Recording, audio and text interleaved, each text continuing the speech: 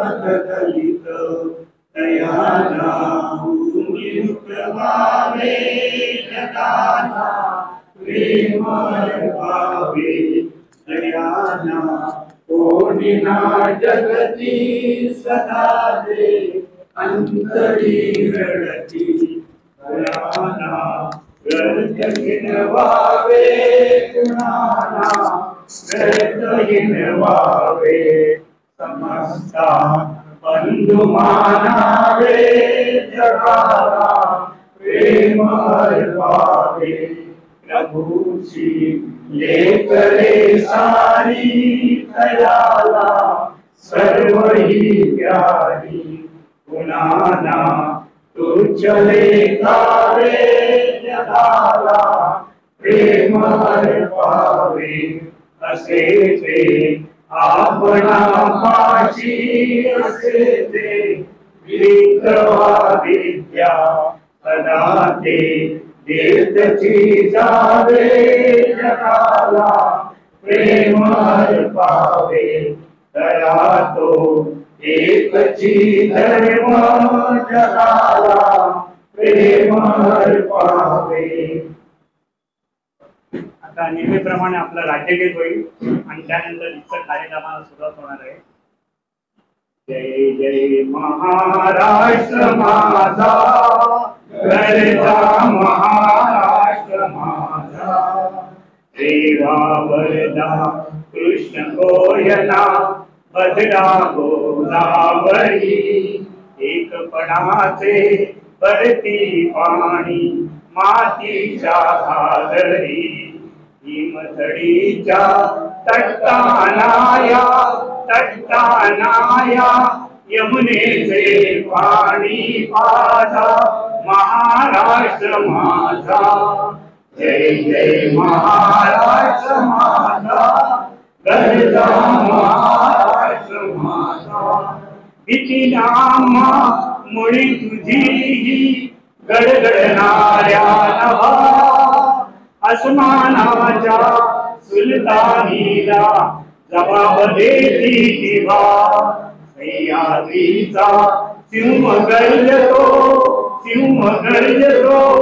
शिवशंभूराजा तरी तरी तुला नाद गुंगला महाराष्ट्र माझा जय जय महाराष्ट्र माझा घरचा महाराष्ट्र माझा काळ्या छातीवरी कोरली अभिमानाची लेणी ओलादी मनगटे खेळती खेळ घेणी दारिद्र्याच्या उन्हात शिजला निधळाच्या दामाने भिजला देश गौरवासाठी झिजला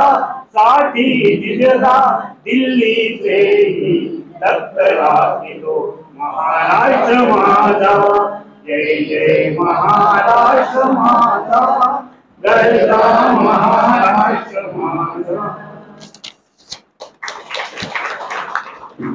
माझ्या उपस्थित सर्व ज्येष्ठ नागरिक बंधू आणि भगिनींनो तसेच आजच्या कार्यक्रमाचे प्रमुख अतिथी माननीय श्री गुलाब माने साहेब आणि त्यांचे सर्व सहकारी आणि माझे सर्व कार्यकारी मंडळ या सर्वांचे मी इथे स्वागत करतो आणि विस्तृत कार्यक्रमाला सुरुवात करतोय.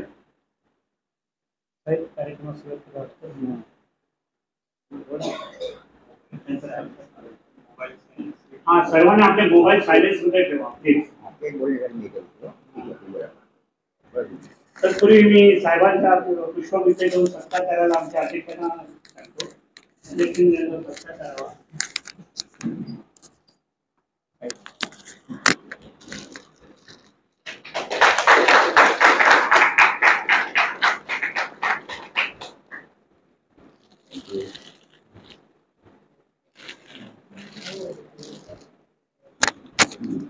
ह्याच्यावरून बोलत चालेल ना.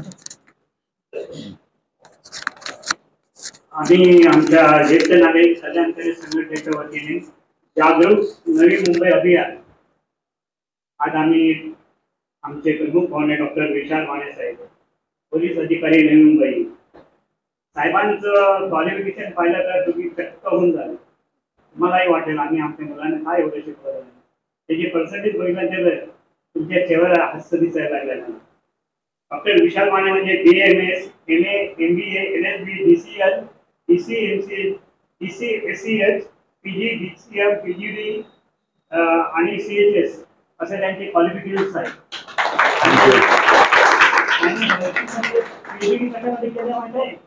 Cyber security, women safety, online जे फ्रॉड होतात त्याच्यावर social media, cyber crimes, drug prevention, road safety, economic offence आणि senior citizen care and safety असे बरेच त्यांच्याकडे सब्जेक्ट आहेत.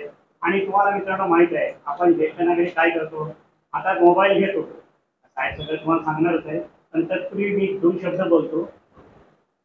आज सायबर क्राईम एवढे वाढत चालले समाजामध्ये. प्रत्येक म्हणजे घराघरात, गावागावात आणि वाडीवाडीत आज सायबर क्राईम वाढत चाललेले आहे. आज शहरामध्ये, मुंबई शहर आणि दिल्ली, संपूर्ण देशामध्ये इतकं क्राईम वाढलेलं आहे. आणि त्या क्राईमचं आता मी हे विश्लेषण करतो. 4 महिन्यात सर्वाधिक स्कॅम कुठे कुठे झाले ते. डिजिटल अरेस्ट स्कॅम 120 लाख 30 कोटीचा हे झालेलं आहे digital arrest scam. Online trading scam 1420 कोटी, इन्व्हेस्टमेंट स्कॅम 222 कोटी आणि रोमांस डेटिंग स्कॅम 13.23 कोटी. आणि देशात सायबर क्राईमचे प्रकरण वाढत आहे. पोर्टलवर दररोज 7,000 सायबर प्रकरणांमध्ये प्रकरणे नोंदवतात. सायबरचे अनुभव आहे. इंडियन सायबर क्राईम कोऑर्डिनेटर सेंटरच्या माहितीनुसार कंबोडिया, म्यानमार, लाओस येथून फसवणुकीचे प्रकार घडत आहे. 2024च्या पहिल्या 4 महिन्यातच वेगवेगळ्या पद्धतीच्या सायबर गुन्ह्यांमध्ये हिंदुस्थानीचे 7,100 कोटी रुपयांचे नुकसान झाल्याची धक्कादायक माहिती समोर आली.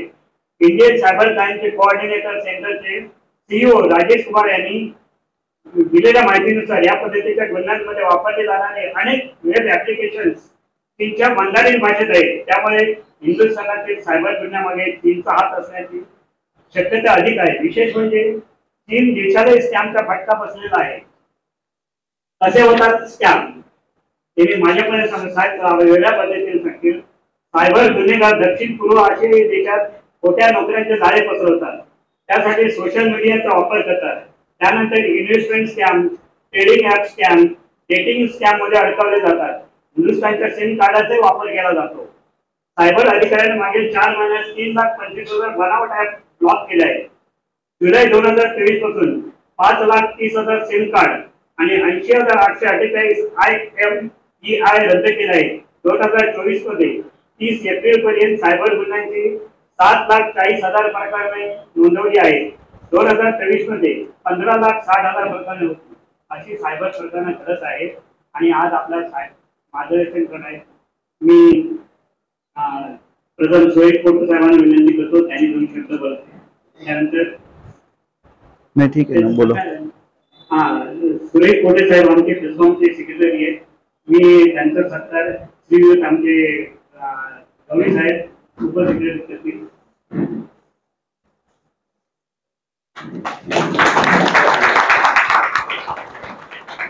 धन्यवाद कोटे साहेब. आणि आता तुम्ही 2 मिनिटं. नमस्कार मित्रांनो.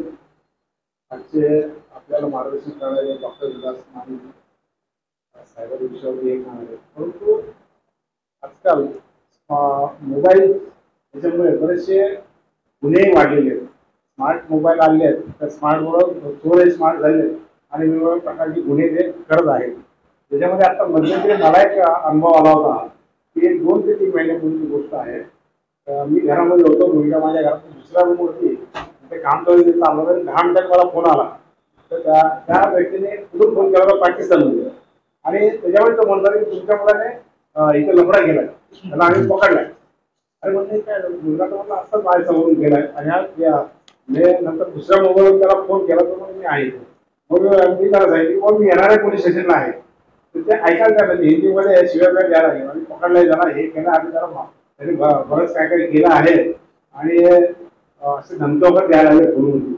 आणि नंतर जर प्रेस केला नंबर तर मला पाकिस्तानमधला फोन आहे आणि अशा लोकांना ते काही फसवणूक केले फोन करून त्या मुलाला पकडलाय, त्याचा ऍक्सिडेंट झालाय, कुठे काय आणखी काय हे झालं आहे किंवा आम्हाला पैसे पाठवा, तर असे वेगवेगळे फोन वगैरे येतात. तर त्याच्यापासून तुम्ही सावध राहा आणि त्या संदर्भात साहेब तर आपल्याला मार्गदर्शन करतीलच.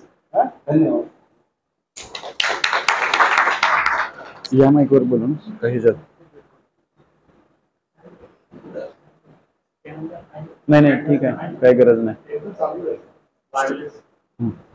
आवाज कमी येतो, आवाज कमी येतो. हॅलो हॅलो हॅलो हॅलो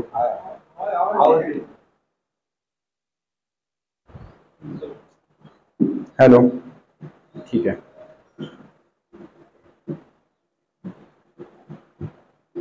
जय हिंद आणि सर्वांना नमस्कार.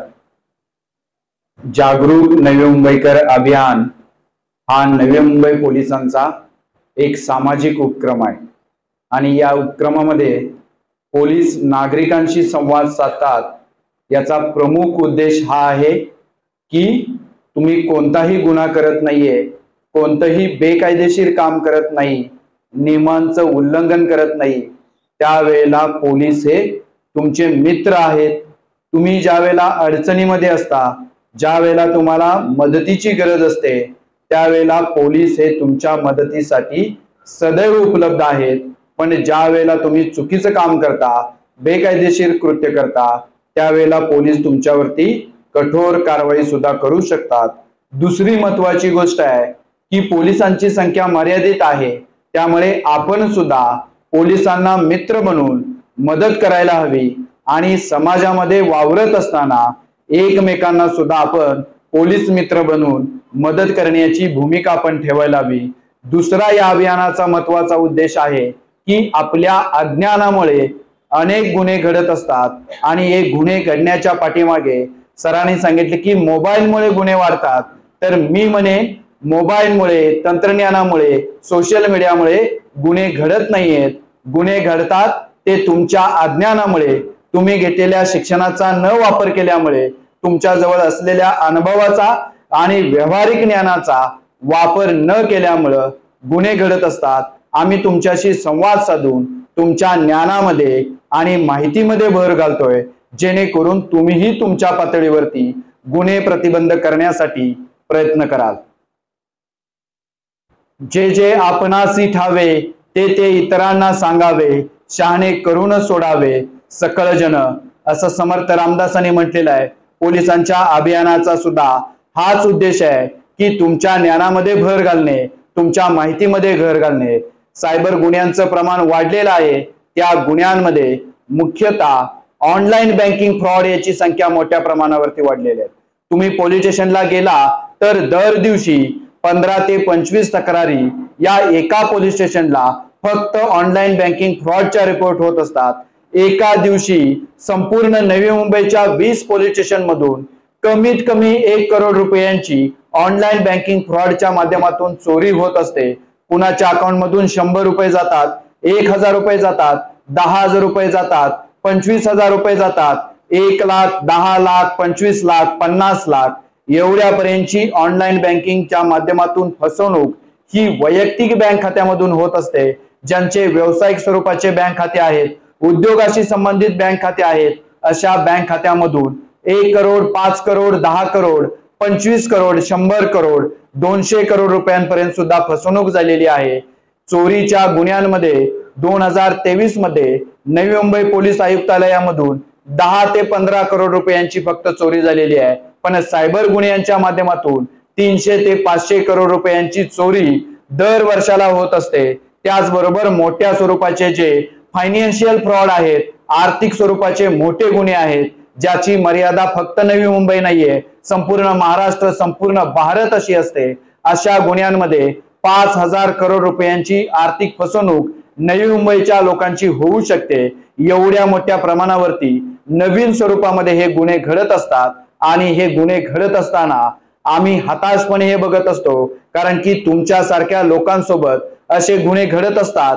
तुमची मेहनतीची कमाई तुम्ही कष्टाने कमवलेले पैसे सहजपणे तुम्ही एका क्लिक वरती एक OTP पिन पासवर्ड शेअर करून दुसऱ्या व्यक्तीला देत असता, त्यावेळेला आम्हाला सुद्धा दुःख होतं. म्हणून आम्ही आलेलो आहोत की तुम्ही तुमच्या पातळीवरती या सर्व गोष्टींची माहिती घेतली पाहिजे, जेणेकरून तुमच्या सोबत अशा प्रकारचे गुन्हे घडणार नाहीयेत. ऑनलाईन बँकिंग फ्रॉड पासून आपला बचाव करण्यासाठी तुम्हाला ऑनलाईन माध्यमातून जे वापरता, बँक सुविधा घेता, त्या सर्व गोष्टींची माहिती असणं गरजेचं आहे. आपण सर्वजण UPI चा वापर करतो. फोन पे, गुगल पे, पेटीएम या UPI माध्यमांचा वापर करतो. या माध्यमाचा उद्देश हाच आहे की 1 रुपयांपासून 1 लाख रुपयांपर्यंतचे पेमेंट्स करण्यासाठी या माध्यमाचा तुम्हाला वापर करता येतो.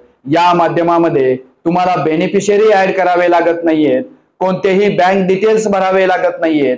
एक QR कोड स्कॅन केल्यानंतर किंवा मोबाईल नंबर टाकल्यानंतर एका सेकंदामध्ये म्हणजे तात्काळ तुमच्या बँक खात्यामधून पैसे ट्रान्सफर होत असतात. आणि या कारणाचा उपयोग कशासाठी करतो तर आपल्याला बँकेमध्ये जाऊन वारंवार पैसे काढण्याची गरज पडू नये, आपल्याला छोट्या छोट्या व्यवहारांसाठी सुटे पैसे ठेवण्याची गरज पडू नये, त्याचबरोबर ATM मध्ये बँकेमध्ये जाऊन पैसे काढण्यासाठी किंवा बँक डिटेल भरण्यासाठी आपला वेळ वाया जाऊ नये, याच्यासाठी हा तुम्हाला इन्स्टंट पेमेंट मोड बँकिंग कडून देण्यात आलेला असतो. दुसरा मोड तुम्ही वापरता मोबाईल बँकिंग ऍपच्या माध्यमातून पेमेंट्स करणे. इथे तुम्हाला 100 रुपयांपासून 2 लाख रुपयांपर्यंतचे पेमेंट्स करण्यासाठी सुविधा दिलेली असते. आणि तिसरा मोड आहे इंटरनेट बँकिंग. इंटरनेट बँकिंग मध्ये सुद्धा तुम्हाला 100 रुपयांपासून लाखो करोडो रुपयांचे व्यवहार करण्यासाठी ही सुविधा दिलेली आहे. इथे अप्पर लिमिट कोणतीही टाकण्यात आलेली नाहीये, म्हणजे तुम्ही कितीही मोठ्या रकमेचे व्यवहार इंटरनेट बँकिंगच्या माध्यमातून करत असतात. चौथं माध्यम आहे जे प्लास्टिक मनी आपण म्हणतो. क्रेडिट कार्ड, डेबिट कार्ड किंवा ATM कार्डच्या माध्यमातून आपण व्यवहार करत असतो, ऑनलाईन शॉपिंग करत असतो, कार्ड स्वाईप करून आपण पेमेंट्स करत असतो. आणि 5वा मोड आहे प्रत्यक्ष बँकेमध्ये जाऊन व्यवहार करणे. आपल्याला या 5 माध्यमातून बँकिंगची सुविधा दिलेली आहे. प्रत्येक माध्यमाचे विशेष असे उद्देश आहेत. ते उद्देश आपण कधी समजूनच घेतलेले नाहीत, त्याची माहिती सुद्धा आपण कधी घेतलेली नाहीये. UPI हा सुरक्षित नसणारा मोड आहे, कारण की तुम्हाला तात्काळ पेमेंट करण्याची जिथं सुविधा दिलेली आहे त्या अर्थी तो मोड पूर्णतः सुरक्षित नाहीये. त्यामुळे आपण त्या माध्यमाचा वापर करताना अधिक काळजीपूर्वक करणं गरजेचं आहे. ज्या व्यक्तीचा मोबाईल नंबर तुमच्या मोबाईल मध्ये सेव्ह आहे आणि तुमच्या समोर दिसणारा QR कोड स्कॅन करून तुम्हाला एखाद्याला पैसे द्यायचे आहेत, अशा वेळेलाच तुम्ही UPI चा वापर करायचा आहे, म्हणजे फोन पे, गुगल पे चा वापर करायचा आहे. अनोळखी व्यक्तीला पेमेंट्स करण्यासाठी, अनोळखी व्यक्तीकडून आलेला QR कोड स्कॅन करून पैसे देण्यासाठी या पेमेंट मोडचा तुम्ही अजिबात वापर करायचा नाहीये. मोबाईल बँकिंग आणि इंटरनेट बँकिंग हे अधिक सुरक्षित मोड आहेत, कारण की इथे तुम्हाला बेनिफिशियरी ऍड करावे लागतात. बेनिफिशियरी ऍड करण्यासाठी तुमच्या मोबाईल नंबरवरती OTP येतो. OTP टाकल्यानंतर बेनिफिशियरी ऍड होतात. पहिलं पेमेंट्स करण्यासाठी तुम्हाला अर्धा तास वाट पाहावी लागते. मोठे पेमेंट्स करण्यासाठी तुम्हाला 24 तास वाट पाहावी लागते. अशा पद्धतीनं मोबाईल बँकिंग आणि इंटरनेट बँकिंगची तुम्हाला सुविधा दिलेली असते. ती अधिक सुरक्षितपणे तुम्हाला वापरता येते. पण आपण इन्स्टंट पेमेंट मोडचा जास्तीत जास्त वापर करतो आणि सायबर गुन्हेगार असतात ते सुद्धा या इन्स्टंट पेमेंट मोडच्याच माध्यमातून तुमच्या सोबत ऑनलाईन बँकिंग फ्रॉड करत असतात. त्यामुळं आजपासून इंटरनेट बँकिंग, मोबाईल बँकिंग याचा वापर तुम्हाला जास्तीत जास्त करायचा आहे आणि UPI चा वापर कमी करायचा आहे किंवा काळजीपूर्वक आणि अधिक सावधानतेने तुम्हाला करणं अत्यंत आवश्यक आहे. दुसरी सगळ्यात महत्वाची गोष्ट आहे, आपण ATM कार्डचा वापर करत असतो, ATM मध्ये जाऊन पैसे काढत असतो. ज्येष्ठ नागरिकांसोबत सर्वसाधारणपणे घडणारा हा अपराध आहे. या अपराधामध्ये तुम्ही ATM मध्ये गेल्यानंतर टेक्निकल एरर येत असतो, पैसे निघत नसतात.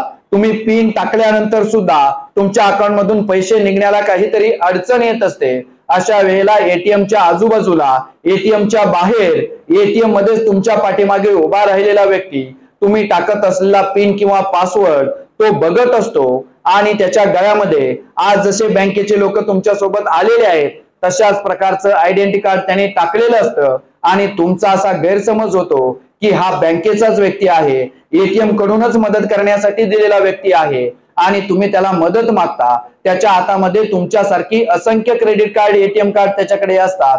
तो कार्ड तुमचं बदलतो आणि तुमचं कार्ड तुम्हाला परत दिलं असं भासून तुमचं कार्ड त्याच्या हातामध्ये असतं, तुमचा पिन सुद्धा त्यानं पाठीमागे उभा राहून बघितलेला असतो आणि तुम्ही तिथून एटीएम सोडल्यानंतर तात्काळ 5 मिनिटांमध्ये तो तुमच्या बँक अकाउंट मधून जे पैसे आहेत ते काढत असतो। त्यामुळे एटीएम मध्ये गेल्यानंतर तुम्हाला ही सुरक्षितता, ही काळजी घेणं गरजेचं आहे। मी तर तुम्हाला सांगेन की एटीएम मध्ये जाताना तुम्ही तुमच्या सोबत तरुण वयामधला, ज्याला एटीएम मधल्या सगळ्या गोष्टी समजतात अशा व्यक्तीला सोबत घेऊन जाणं गरजेचं आहे, जेणेकरून तुमची अशा प्रकारे कोणीही फसवणूक करणार नाहीये। त्याचबरोबर सुरक्षित असणाऱ्या एटीएम मध्ये तुम्ही जाणं गरजेचं आहे आणि अशा पद्धतीनं एटीएम द्वारे तुमची आर्थिक फसवणूक होऊ नये याच्यासाठी तुम्ही काळजी घेणं गरजेचं आहे। तुमचं एटीएम कार्ड, डेबिट कार्ड हे सुद्धा तुम्ही सुरक्षित ठेवायला हवं। त्याच्यावरती जे डिटेल्स असतात, त्याच्या पाठीमागे असणारा सीव्हीव्ही नंबर असतो, तो सुरक्षित ठेवणं अत्यंत गरजेचं आहे। कॅमेरामध्ये सुद्धा आपलं एटीएम कार्ड दिसत असतं। आपण ज्या वेळेला पिन टाकत असतो तो आजूबाजूच्या व्यक्तींकडे बघितला जाऊ शकतो। अशा पद्धतीनं पिन टाकताना, पासवर्ड टाकताना सुद्धा आपण सुरक्षितता घेणं गरजेचं आहे। सगळ्यात महत्त्वाची गोष्ट आहे, ऑनलाईन बँकिंग फ्रॉड मध्ये आपली फसवणूक होऊ नये याच्यासाठी मी तुम्हाला 5 गोष्टी सांगणार आहे। त्या 5 गोष्टींचं तुम्ही येणाऱ्या काळामध्ये पालन करायचं आहे। पहिली गोष्ट आहे, अनोळखी व्यक्तीकडून येणारा कॉल, त्याच्याकडून पाठवला जाणारा SMS किंवा सोशल मीडियाच्या माध्यमातून तुमच्यापर्यंत पोहोचत असलेली माहिती याच्यावरती अजिबात विश्वास ठेवायचा नाही। ज्या पद्धतीनं आता पोटे साहेबांनी सांगितलं की तुम्हाला कॉल येतो आणि कॉल आल्यानंतर ते बोलतात की मी पोलीस स्टेशन मधून बोलतोय, मी दिल्ली सायबर क्राईम सेल कडून बोलतोय आणि तुमच्या मुलांनी सायबरचा गुन्हा केलेला आहे, त्यामुळे त्याला अटक झालेली आहे आणि त्याला जर सोडायचं असेल तर तात्काळ तुम्ही 10,000 रुपये भरा, नंतर आम्ही त्याला सोडणार आहे। तुमचा मुलगा आमच्या ताब्यामध्ये आहे, त्याचा फोन आम्ही जप्त केलेला आहे, त्यामुळे तुम्हाला त्याच्याशी बोलता येणार नाहीये। तुम्हाला जे काही बोलायचं आहे ते आमच्याशीच बोला आणि तुम्ही तात्काळ आता निर्णय घेतला तरच आम्ही त्याला सोडणार आहे, अन्यथा त्याच्यावरती गुन्हा नोंद करून त्याला लगेच अटक करणार आहे। अशा वेळेला आपण घाबरून जातो, घाई गडबडीमध्ये निर्णय घेतो आणि समोरच्या व्यक्तीला पैसे पाठवत असतो। अशा पद्धतीनं कोणत्याही व्यक्तीच्या बोलण्यावरती, त्याच्या कॉलवरती, SMS, सोशल मीडियाच्या आलेल्या माहितीवरती अजिबात विश्वास ठेवायचा नाहीये। अशाच प्रकारचा कॉल येतो की तुम्ही MSEBचं इलेक्ट्रिसिटी बिल भरलेलं नाहीये आणि बिल न भरल्यामुळं तुमची इलेक्ट्रिसिटी तोडण्यात येईल। त्यावेळेला तुम्ही बिल भरलेलं असेल तर तुम्ही सांगता त्या व्यक्तीला की आम्ही इलेक्ट्रिसिटी बिल भरलेलं आहे। त्यावेळेला तो समोरचा व्यक्ती बोलतो की तुम्ही बिल भरलेलं आहे, परंतु ऑनलाईन सिस्टीम मध्ये ते अपडेट झालेलं नाही। त्यावेळेला तुम्ही स्वतःहून विचारता की आता मला काय कृती करायला हवी आणि त्यावेळेला तो व्यक्ती सांगतो की मी सांगतो त्या पद्धतीनं कृती करा आणि शेवटी तुमच्या मोबाईल नंबरवरती एक कोड येईल। तो कोड दिला की तुमचं इलेक्ट्रिसिटी बिल ऑनलाईन सिस्टीम मध्ये अपडेट होईल आणि तुम्हाला येणारा कोड तुम्ही समोरच्या व्यक्तीला देत असता। तो कोड म्हणजे इलेक्ट्रिसिटी बिल ऑनलाईन माध्यमातून अपडेट करणारा कोड नसतो, तर तुमच्या बँक खात्यामधून पैसे काढण्यासाठी आलेला OTP असतो आणि अशा प्रकारे तुमची आर्थिक फसवणूक होत असते। दुसरी महत्वाची गोष्ट तुम्ही पालन करायची आहे, अनोळखी व्यक्तीच्या सांगण्यावरती विश्वास ठेवून कोणत्याही प्रकारची कृती तुम्ही अजिबात करायची नाहीये। कारण की तुम्ही जी कृती करत असता ती कृती म्हणजे तुमचा पिन, पासवर्ड, OTP या गोष्टी घेऊन तुमच्या बँक खात्यामधून पैसे निघत असतात। तिसरी सगळ्यात महत्वाची गोष्ट तुम्ही लक्षात ठेवायची आहे, तुमचा OTP, pin, password, net secure code आणि CVV नंबर या 5 गोष्टी या अत्यंत महत्वाच्या आहेत। ह्या गोष्टी म्हणजे तुमच्या बँक अकाउंटचे ऑनलाईन लॉक्स आहेत। या गोष्टी असल्याशिवाय कोणताही व्यक्ती तुमच्या बँक खात्यामधून पैसे काढू शकत नाहीये। तुम्ही स्वतः सुद्धा या गोष्टी विसरला किंवा व्यवस्थित टाकल्या नाहीत तर तुम्ही स्वतः सुद्धा बँक खात्यामधून पैसे काढू शकत नाहीये। त्यामुळे या 5 गोष्टी अनोळखी व्यक्तीला तुम्ही अजिबात शेअर करायच्या नाहीयेत, मोबाईल वरून कुणालाही सांगायच्या नाहीयेत, तुम्हाला आलेले SMS कुणालाही शेअर करायचे नाहीयेत, जेणेकरून तुमच्या बँक खात्याचे लॉक्स कुलूप हे कुणालाही तोडण्यासाठी तो कोड मिळणार नाहीये। चौथी सर्वात महत्वाची गोष्ट आहे, तुम्हाला कधी कधी OTP पिन पासवर्ड हे मागितले जात नाहीयेत, त्यावेळेला तुमच्या मोबाईलचं नियंत्रण समोरच्या व्यक्तीने प्राप्त केलेलं असतं। त्यासाठी तो व्यक्ती काय करतो, तुम्हाला अननोन ऍप डाउनलोड करण्यासाठी पाठवत असतो। ते ऍप डाउनलोड केल्यानंतर त्याचा 4 अंकी किंवा 6 अंकी कोड असतो, तो तुम्ही समोरच्या व्यक्तीला दिला की तुमच्या मोबाईलचा पूर्णतः असेस या दुसऱ्या व्यक्तीच्या हातामध्ये जात असतो। अशा वेळेला तुम्हाला तुमचा OTP पिन पासवर्ड या गोष्टी देण्याच्या गरज पडत नाहीये। तुमच्या मोबाईल वरती जी स्क्रीन दिसते, तुमच्या मोबाईल वरती जे SMS येतात तेच SMS समोरच्या व्यक्तीला दिसत असतात, त्यामुळे तुमच्याकडून OTP पिन घेण्याची त्याला अजिबात गरज पडत नाहीये। त्यामुळे अशा प्रकारे ऍप डाउनलोड करायचं नाहीये। तुम्हाला एखादी लिंक पाठवली जाते, ती लिंक क्लिक करायला सांगितली जाते, ओपन करायला सांगितली जाते। लिंक ओपन केल्यानंतर त्या लिंक मध्ये बँकेचे डिटेल्स मागितलेले असतात, ते डिटेल्स अजिबात भरायचे नाहीयेत। ते डिटेल्स तुम्ही भरल्यानंतर समोरच्या व्यक्तीला ते डिटेल्स जात असतात, त्यामुळे तुम्ही कोणत्याही गोष्टी शेअर न करता त्या भरलेल्या माहितीवरून समोरच्या व्यक्तीला बँकेचे डिटेल्स मिळत असतात। आणि तिसरी सगळ्यात महत्वाची गोष्ट आहे की तुम्ही कोणताही पाठवलेला QR कोड अजिबात स्कॅन करायचा नाहीये आणि अनोळखी व्यक्तीने पाठवलेला QR कोड स्कॅन करणे आणि त्याच्यामध्ये पे हा ऑप्शन तुम्हाला दिसत असून सुद्धा तुम्ही जर स्कॅन करत असाल तर तुमच्या अकाउंट मधून पैसे निश्चित जाणार आहेत, याची तुम्हाला जाणीव असणं गरजेचं आहे। त्यामुळे तुम्ही अननोन व्यक्तीने पाठवलेलं ऍप डाउनलोड करायचं नाहीये, लिंक क्लिक करून त्यामध्ये डिटेल्स भरायचे नाहीयेत आणि अनोळखी व्यक्तीने पाठवलेला QR कोड स्कॅन करून पैसे द्यायचे नाहीयेत।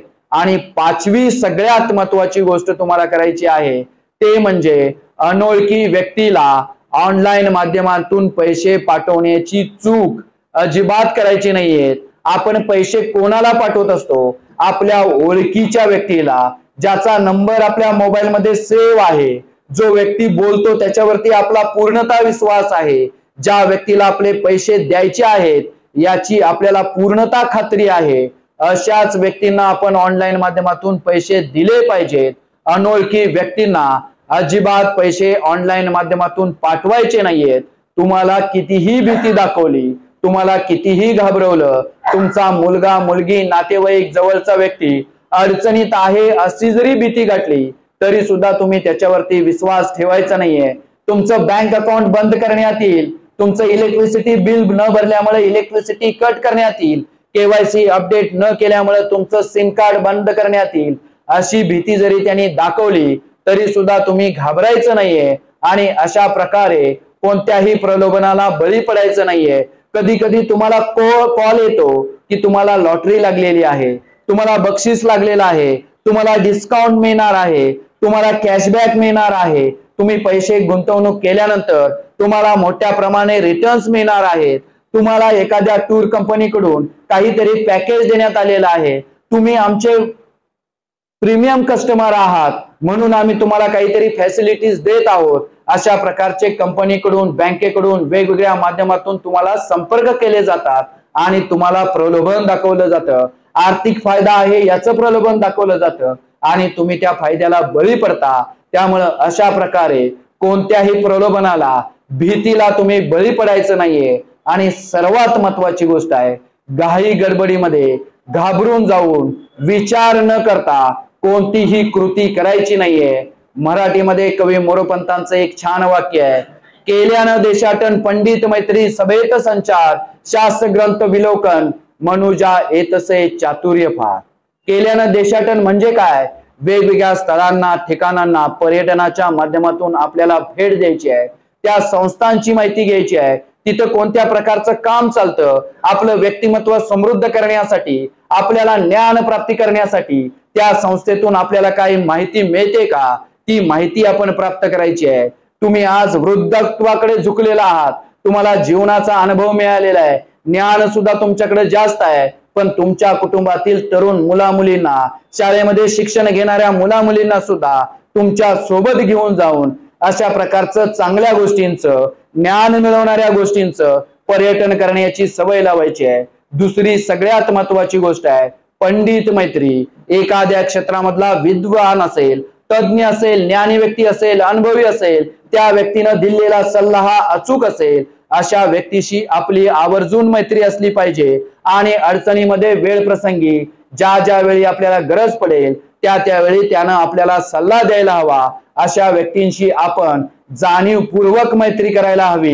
वेगवेगळ्या क्षेत्रातील तज्ञ विद्वान लोकांशी आपली मैत्री असणं खूप गरजेचं आहे. तिसरी सगळ्यात महत्वाची गोष्ट आहे सभेत संचार.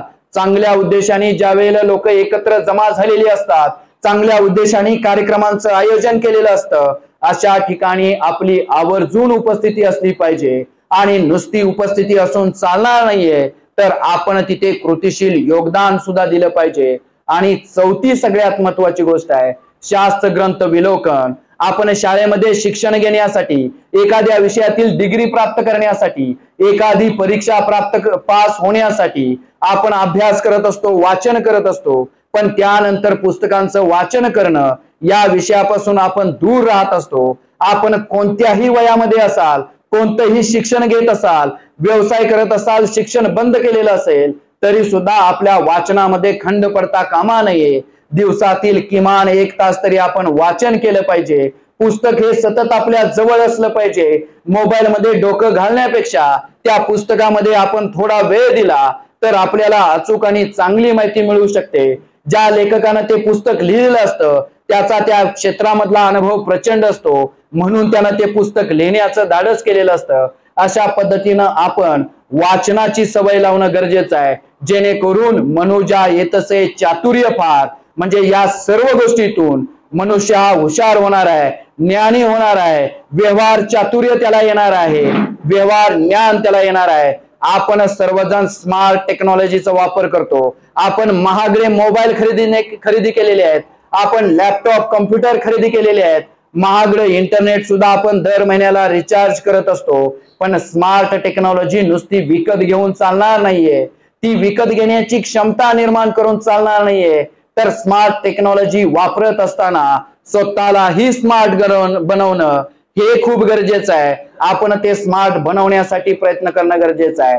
आपण ज्येष्ठ नागरिक झालेला आहात, आमच्या काळामध्ये तंत्रज्ञान नव्हतं म्हणून मी तंत्रज्ञान वापरापासून दूर राहणार आहे, हा गैरसमज तुम्ही दूर करून ठेवायचा आहे. तंत्रज्ञानाशी मैत्री करायची आहे, त्याची सवय लावायची आहे, त्याची आवड निर्माण करायची आहे. सतत त्या गोष्टीचा आपण वापर केल्यानंतर तंत्रज्ञान तुम्ही सहजपणे शिकू शकता. मी ऑनलाईन माध्यमाचा वापर करत नाहीये, मी त्या भानगडीमध्येच पडत नाहीये, मी बँकेमध्ये जाऊनच व्यवहार करतो. यापेक्षा येणाऱ्या काळामध्ये मला असं ऐकायला मिळालं पाहिजे, मी डॉक्टर विशाल माने यांचं लेक्चर ऐकलेलं आहे, मला आत्मविश्वास निर्माण झालेला आहे. मी दिवसातून किमान 1 तास हे ऑनलाईन माध्यमांचं शिक्षण घेण्यासाठी तरुण मुलांशी मैत्री करणार आहे, त्यांच्याशी संवाद साधणार आहे, त्यांच्याकडून हे सगळे ऑनलाईन माध्यमातले प्रकार मी शिकून घेणार आहे.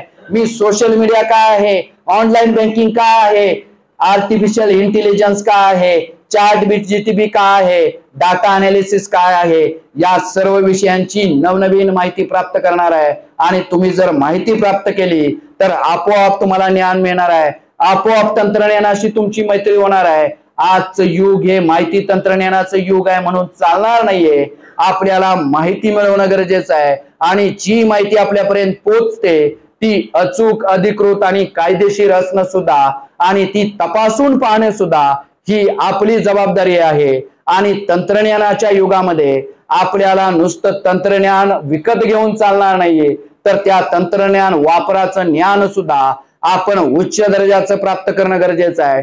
तंत्रज्ञान वापराचं ज्ञान नसताना आपण जर तंत्रज्ञानाचा वापर करत असेल तर अंधारामध्ये आपण चालत आहोत. आणि अंधारामध्ये चालत असताना ज्याप्रमाणे अपघात होण्याची शक्यता आहे, तसं तुम्ही तंत्रज्ञानाचा वापर करताना तुम्हाला जर तंत्रज्ञानाचं ज्ञान नसेल तर तुमच्या सोबत सायबर गुन्हा घडल्याशिवाय राहणार नाहीये. 2023 मध्ये भारतातील नागरिकांची 68% लोकांशी किमान एक वेळा तरी सायबर गुन्हा घडलेला आहे आणि जगामध्ये भारताचा सायबर गुन्ह्यांमध्ये पहिला क्रमांक आलेला आहे। 2023 मध्ये 77% लोक किमान एक वेळा सायबर गुन्ह्यांचे शिकार झालेले आहेत।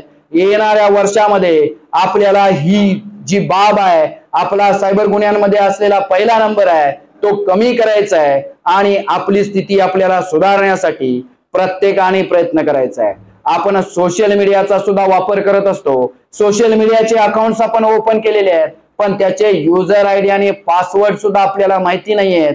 आपण अकाउंट एक वेळा लॉग इन केलेला आहे, अकाउंट लॉग इन केल्यानंतर परत आपण ते लॉग आउटच केलेले नाहीये। अशा प्रकारचे लॉग इन केलेले आणि लॉग आउट न केलेले अकाउंट्स हे सहजपणे हॅक केले जाऊ शकतात। त्यामुळे तुम्ही जे सोशल मीडियाचे अकाउंट्स तयार केलेले आहेत त्याचा जर तुम्ही वापर करत नसाल तर कॉलेजच्या तरुण मुला मुलींकडून पहिल्यांदा ते तुमचे अकाउंट्स डिॲक्टिव्हेट करून टाका, परमनंटली डिलीट करून टाका। तुम्ही सोशल मीडियाचा वापर करत असाल तर तो सुरक्षितपणे आणि व्यवस्थितपणे कसा करायला हवा यासाठी सुरक्षिततेच्या काही उपाययोजना आहेत, त्या तुम्हाला शिकून घेतल्या पाहिजेत। तुमच्या सोशल मीडियाच्या अकाउंट मध्ये प्रायव्हसी आणि सिक्युरिटी नावाचे 2 पर्याय असतात। त्या पर्यायामध्ये जाऊन काही गोष्टींची माहिती तुम्हाला घेणं गरजेचं आहे, जेणेकरून तुमचे सोशल मीडियाचे अकाउंट हे सुरक्षित राहतात। सोशल मीडियाचा वापर करताना अजून एक महत्त्वाची गोष्ट आहे 2 स्टेप व्हेरिफिकेशन किंवा 2 फॅक्टर ऑथेंटिफिकेशन अशा प्रकारचा एक पर्याय आहे। तो पर्याय सुद्धा आपल्याला निवडायचा आहे, जेणेकरून तुमचा पिन किंवा पासवर्ड जरी प्राप्त झाला तरी 2 स्टेप व्हेरिफिकेशन मुळे दुसरा एक कोड टाकल्याशिवाय तुमचं अकाउंट वापरता येत नाहीये, हॅक करता येत नाहीये। या गोष्टींचा सुद्धा तुम्हाला व्यवस्थितपणे वापर करणं गरजेचं आहे। येणाऱ्या काळामध्ये, येणाऱ्या महिन्यामध्ये दर दिवशी तुम्ही 1 तास वाचनाप्रमाणे 1 तास नवीन तंत्रज्ञान शिकून घेण्यासाठी सुद्धा तुम्ही वापर करायचा आहे। तुमच्या कुटुंबातील तरुणाईला सुद्धा वाटलं पाहिजे माझे आजोबा, माझे वडील आज तंत्रज्ञान शिकण्यासाठी उत्साह घेत आहेत, काहीतरी वेगळं काहीतरी घडतंय आणि त्याला सुद्धा तुमच्याशी संवाद साधताना, मैत्री साधताना सुद्धा आनंद निर्माण झाला पाहिजे। आणि येणाऱ्या काळामध्ये तुम्ही सुद्धा तंत्रज्ञान स्नेही बनून या सर्व माध्यमामध्ये व्यवस्थितपणे वापर करत असाल। तिसरी सगळ्यात महत्त्वाची गोष्ट आहे सोशल मीडियाच्या माध्यमातून तुमच्यापर्यंत जी माहिती पोहोचत असते त्या माहितीवरती तुम्ही कोणताही विचार न करता विश्वास ठेवत असता। एक काळ असा होता एखाद्या क्षेत्रामधला विद्वान असेल, ज्ञानी असेल, तज्ञ असेल त्यालाच आपण हुशार व्यक्ती म्हणत होतो, त्याच्याच विचारांचं आपण पालन करत होतो। शाळेमध्ये शिकवणारे शिक्षक असतील, प्राध्यापक असतील त्यांच्यावरतीच आपला विश्वास होता। एखाद्या क्षेत्रामधला चांगला मार्गदर्शन करणारा व्यक्ती होता, पत्रकार होता, डॉक्टर होता, वकील होता, इंजिनियर होता, म्हणजे उच्च विद्या विभूषित व्यक्ती होता, भाषण देणारा व्यक्ती होता। अशाच व्यक्तीवरती आपण विश्वास ठेवत होतो आणि त्यालाच आपण आदर्श मानून त्याच्या विचारांचं आपण पालन करत होतो।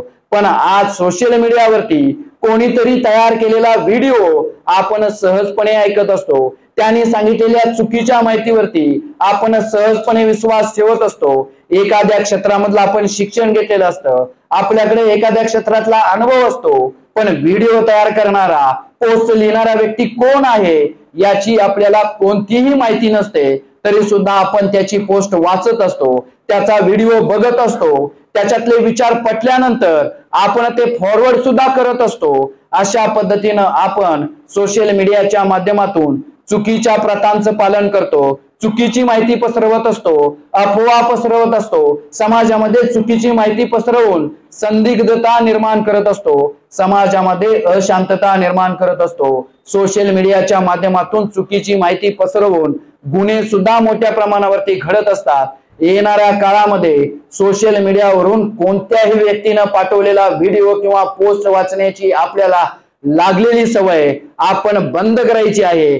पोस्टच्या खाली जर त्या व्यक्तीचं नाव असेल, त्याचं शिक्षण असेल, त्याची काहीतरी माहिती दिलेली असेल आणि त्याने दिलेली माहिती ही अधिकृत आहे, अचूक आहे, कायदेशीर आहे, कोणत्या तरी विचारांवरती, आधारांवरती त्याला आपण जोखून बघायचं आहे, तरच त्या व्यक्तीचा माहिती आणि व्हिडिओवरती विश्वास ठेवायचा आहे। अन्यथा अशा माहिती वाचण्यामध्ये, व्हिडिओ बघण्यामध्ये आपला बहुमूल्य वेळ अजिबात वाया घालवायचा नाहीये। आणि हे व्हिडिओ पुढे तर फॉरवर्ड अजिबात करायचे नाही आहेत। आणि अशा प्रकारे तुम्ही व्हिडिओ फॉरवर्ड करत असाल, लाईक्स कमेंट्स करत असतात आणि भविष्यामध्ये त्या व्हिडिओवरून समाजामध्ये अशांतता निर्माण झाली तर गुन्हा नोंद होऊ शकतो। आणि गुन्हा नोंद झाल्यानंतर सुद्धा तुम्ही तो व्हिडिओ प्रसारित केलेला असेल, पुढे फॉरवर्ड केला असेल, त्याच्यावरती लाईक्स कमेंट केलेले असतील तर तुम्हाला सुद्धा त्या गुन्ह्यामध्ये आरोपी म्हणून अटक होऊ शकते।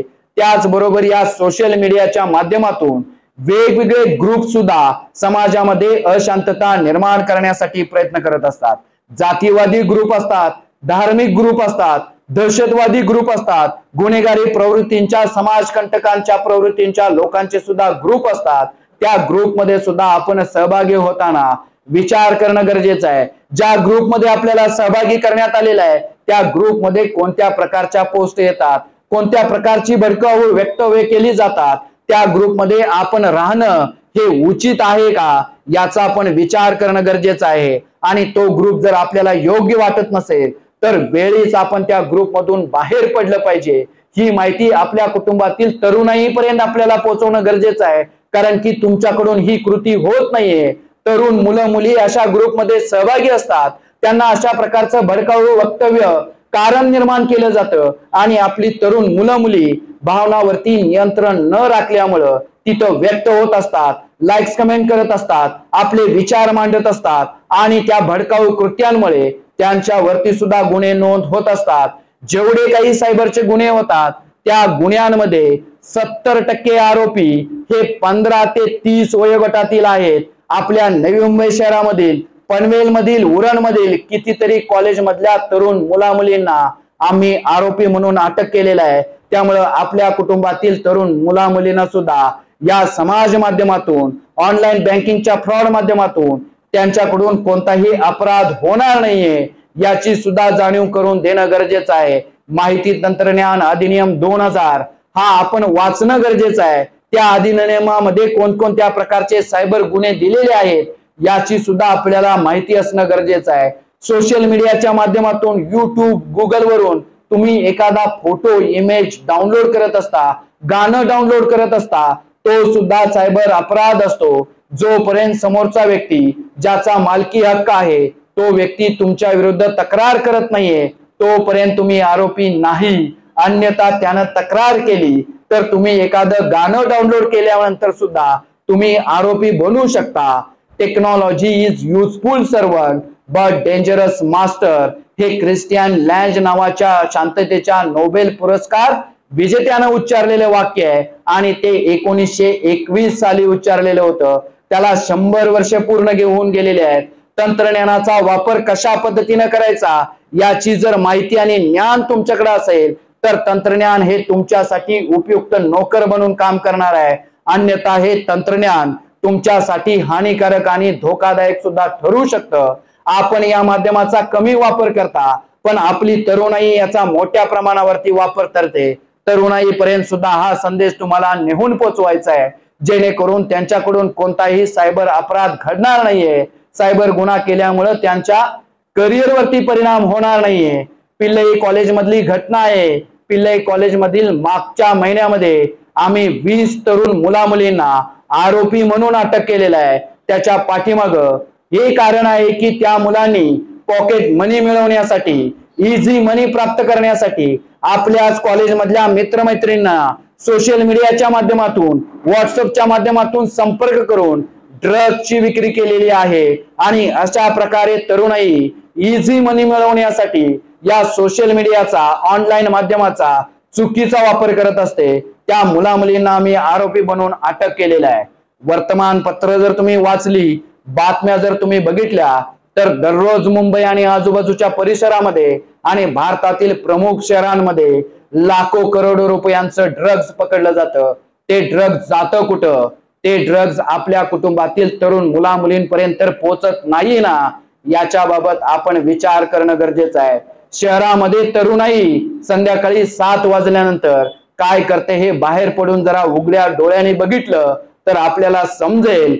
हुक्का असेल, पार्लर असेल, पब असेल, कॅफे असेल, डान्स बार्स असेल, रिसॉर्ट्स असतील, मोठ्या मोठ्या पार्ट्या ज्या ठिकाणी आयोजित केलेल्या असतील अशा ठिकाणी आपली तरुणाई बेधुंद होऊन नशेमध्ये धुंद झालेली असते, नाचत असते, मौज मजा मस्ती करत असते, या तरुणाईवरती आपल्याला लक्ष ठेवणं गरजेचं आहे.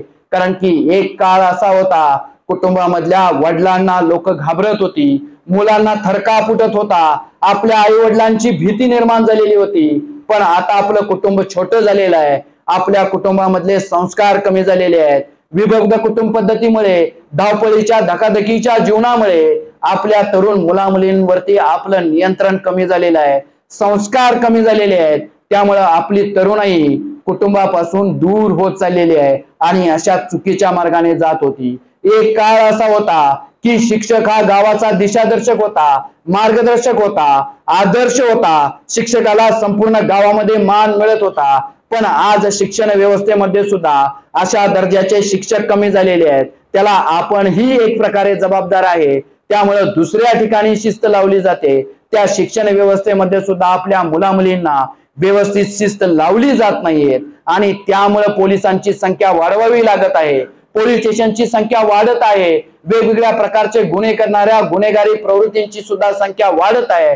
एक उदाहरण मी तुम्हाला सांगेन, जो स्वतः व्यक्ती कॉम्प्युटर इंजिनियर झालेला आहे, त्याची पत्नी लॉ कॉलेजमध्ये प्राध्यापक आहेत, वडील बँकेमधले अधिकारी होती, आई लॉ कॉलेजची प्राचार्य होती. त्या कुटुंबातील या मेकॅनिकल इंजिनियर झालेल्या व्यक्तीने MIDC मध्ये कंपनी काढून ड्रग्ज तयार करण्याची कंपनी काढलेली होती आणि ड्रग्जचा व्यापार करत होता. म्हणजे तुम्ही किती दर्जाचं शिक्षण घेतलेलं आहे, तुमच्याकडे किती पैसे आहेत हे जास्त महत्वाचं नाहीये. तुमच्या मुलांवरती चांगले संस्कार करणं गरजेचं आहे, शिस्त आणि नियमांचं पालन करणं गरजेचं आहे, त्यांना मेहनतीची कष्टाची सवय लावणं गरजेचं आहे, त्यांना मर्यादित स्वरूपामध्ये चांगल्या मार्गाने कायदेशीर मार्गाने पैसे मिळवण्यासाठी आपण प्रेरित करणं गरजेचं आहे. समाजातील आदर्श बदललेले आहेत. आपण चुकीचे काम करणाऱ्या व्यक्तींना, बेकायदेशीर मार्गाने पैसे कमवणाऱ्या व्यक्तींना आदर्श मानण्याची सवय लावलेली आहे. ती सवय पहिल्यांदा आपल्याला बदलणं गरजेचं आहे. आपण मेहनतीची सवय लावणं गरजेचं आहे, शिस्त आणि नियमांचं पालन करण्याची सवय लावणं गरजेचं आहे. आपली तरुणाई टू व्हीलर चालवत असताना कशा पद्धतीनं वाहन चालवत असते हे आपण सर्वजण बघत असतो. आपल्या देशामध्ये जर वाहतुकीची समस्या आपल्याला दूर करायची असेल, रस्ते अपघातामध्ये तरुणाई मोठ्या प्रमाणावरती बळी पडते. त्यातले 80% अपघात हे चालकाच्या चुकीमुळे घडत असतात, ड्रायव्हरनं केलेल्या चुकीमुळे घडत असतात आणि तरुणाई या रस्ते अपघातामध्ये जखमी होत असते, मृत्युमुखी पडत असते. कुणाचा 18 वर्ष पूर्ण केलेला मुलगा, कुणाचा 20 वर्ष कॉलेजमध्ये शिकत असलेला मुलगा, कुणाचा 25 वर्ष वयाचा चांगली नोकरी लागलेला मुलगा, कुणाचा लग्नासाठी आलेला मुलगा, कुणाचा नुकताच लग्न झालेला मुलगा किंवा काही कुटुंब या अपघातामध्ये बळी पडत असतात. त्याचं कारण आपण बेशिस्तपणे चालवत असलेली वाहने आहे. आपण वाहतुकीच्या नियमांचं पालन करणं गरजेचं आहे. आपण घरामध्ये बाहेर पडत असताना देवाच्या पाया पडत असतो, पण देवाच्या पाया पडत असताना रस्त्यावरती जर आपण वाहन चालवणार असेल तर आपण वाहन सुरक्षितपणे आणि व्यवस्थितपणे चालवण्यासाठी, वाहतुकीच्या नियमांचं पालन करण्यासाठी देवाच्या पाया पडताना आपल्या कुटुंबातील व्यक्तीला ती पण जाणीव करून देणं गरजेचं आहे, जेणेकरून बाहेर पडल्यानंतर वाहन चालवत असतात तो स्वतःचं जीवन सुरक्षित करेल, आपल्या कुटुंबियांचं जीवन सुरक्षित करेल, रस्त्यावरून चालणाऱ्या वाहने चालवणाऱ्या इतर लोकांचं सुद्धा जीवन सुरक्षित करेल. कारण की आपलं जीवन हे बहुमूल्य आहे, एकच वेळा आपल्याला ते प्राप्त होणार आहे. अशा प्रकारे रस्ते अपघातामध्ये जर आपण जखमी झालो, इतरांना आपण जखमी केलं, इतरांच्या मृत्यूला जर आपण कारणीभूत होत असेल तर याच्यासारखं दुसरं कोणतंही दुर्दैव नाहीये. त्यामुळे वाहन चालवताना आपण शिस्तीनं चालवणं गरजेचं आहे. सगळ्यात महत्वाची गोष्ट आहे, आपल्याला या सर्व व्यवस्था सुधारण्यासाठी आपण गप्पा मारत असतो, विविध प्रकारे आपण चर्चा करत असतो. ही व्यवस्था बदलावी म्हणून आपण प्रयत्नशील असतो, पण चर्चा आणि गप्पांपलीकडे आपला विषय कुठेही जात नाहीये. शासनाने याच्यावरती काहीतरी उपाययोजना कराव्यात, प्रशासनानं, पोलीस दलानं याच्यामध्ये काहीतरी सुधारणा करावी म्हणून आपण टीका टिप्पणी करत असतो. पण जागरूक आणि जबाबदार नागरिकांनी स्वतः सुद्धा काहीतरी पालन करणं गरजेचं आहे, स्वतः सुद्धा कृती करणं गरजेचं आहे. याच्याकडे आपण जाणीवपूर्वक दुर्लक्ष करत असतो. त्यामुळं आपल्याला येणाऱ्या काळामध्ये स्वतःपासून सुरुवात करणं गरजेचं आहे. जागरूक आणि जबाबदार नागरिक बनून आपण स्वतः कायदे आणि नियमांचं पालन केलं पाहिजे. ज्या ज्या गोष्टी नियमांचं उल्लंघन आहे त्या गोष्टी आपण करता कामा नयेत. आपल्या कुटुंबातील 4 लोक असतील, 6 लोक असतील, त्या सर्वांना या कायदे आणि नियमांचं पालन करण्याची आपल्याला सवय लावायची आहे. कारण की शिस्तीनं राष्ट्र घडतं.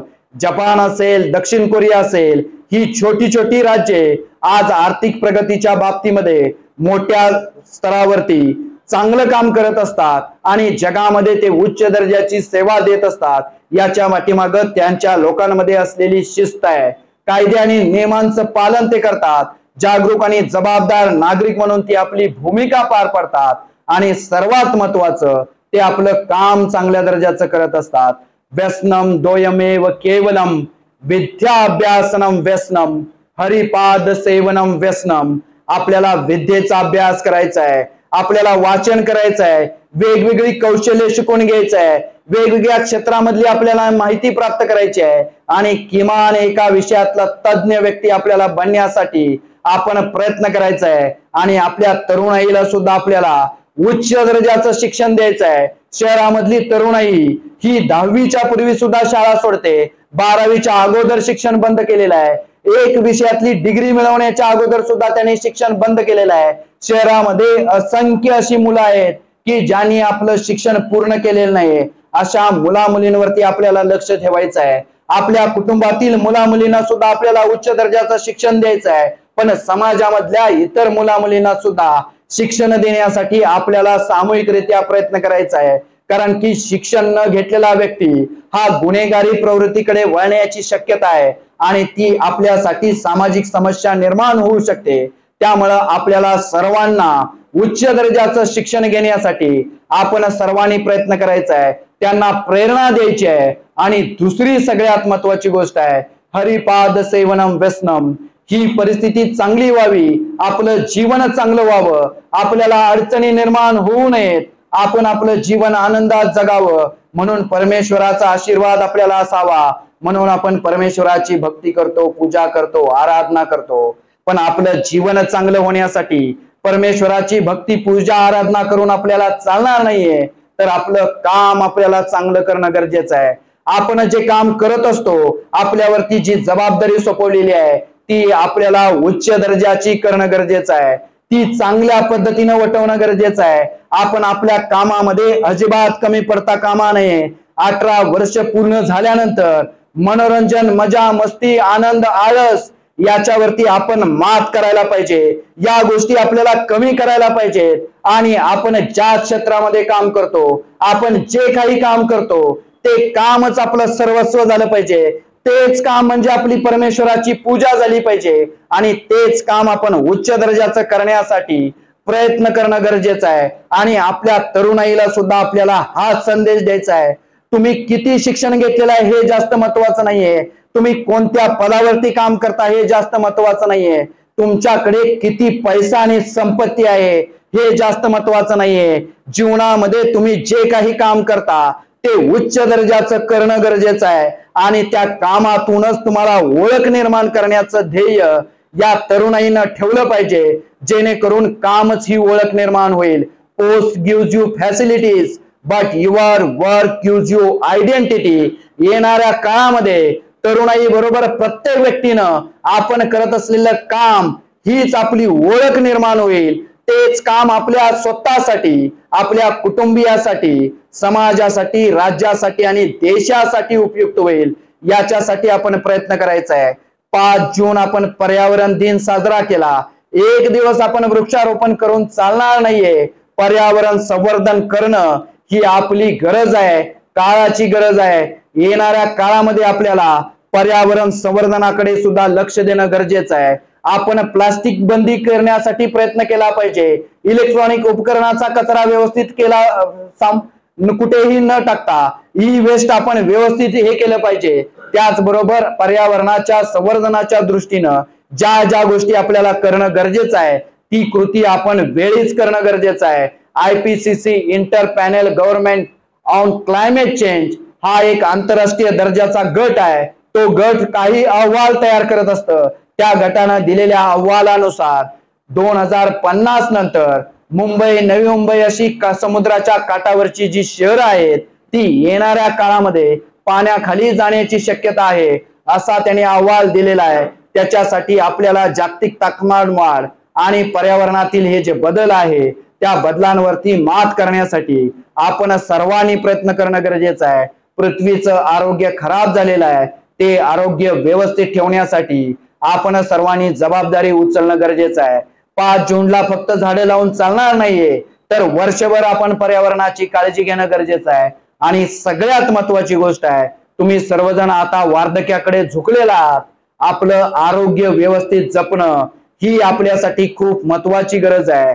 आणि तुमचं आरोग्य तर तुम्हाला चांगलं राहो, तुम्हाला अजून कोणताही आजार न होता तुम्हाला आनंदी जीवन जगण्यासाठी मी ईश्वरचरणी प्रार्थना करतोयच। माझी सदा सर्व काळ तुमच्यासाठी चांगली इच्छा आहे, परंतु तुमच्या कुटुंबातील जी तरुणाई आहे तिला आपल्याला मोबाईल पासून आणि तंत्रज्ञानापासून आणि चुकीच्या गोष्टींपासून दूर ठेवण्यासाठी किमान 1 तास तरी मैदानावरती खेळण्याची सवय लावायची आहे।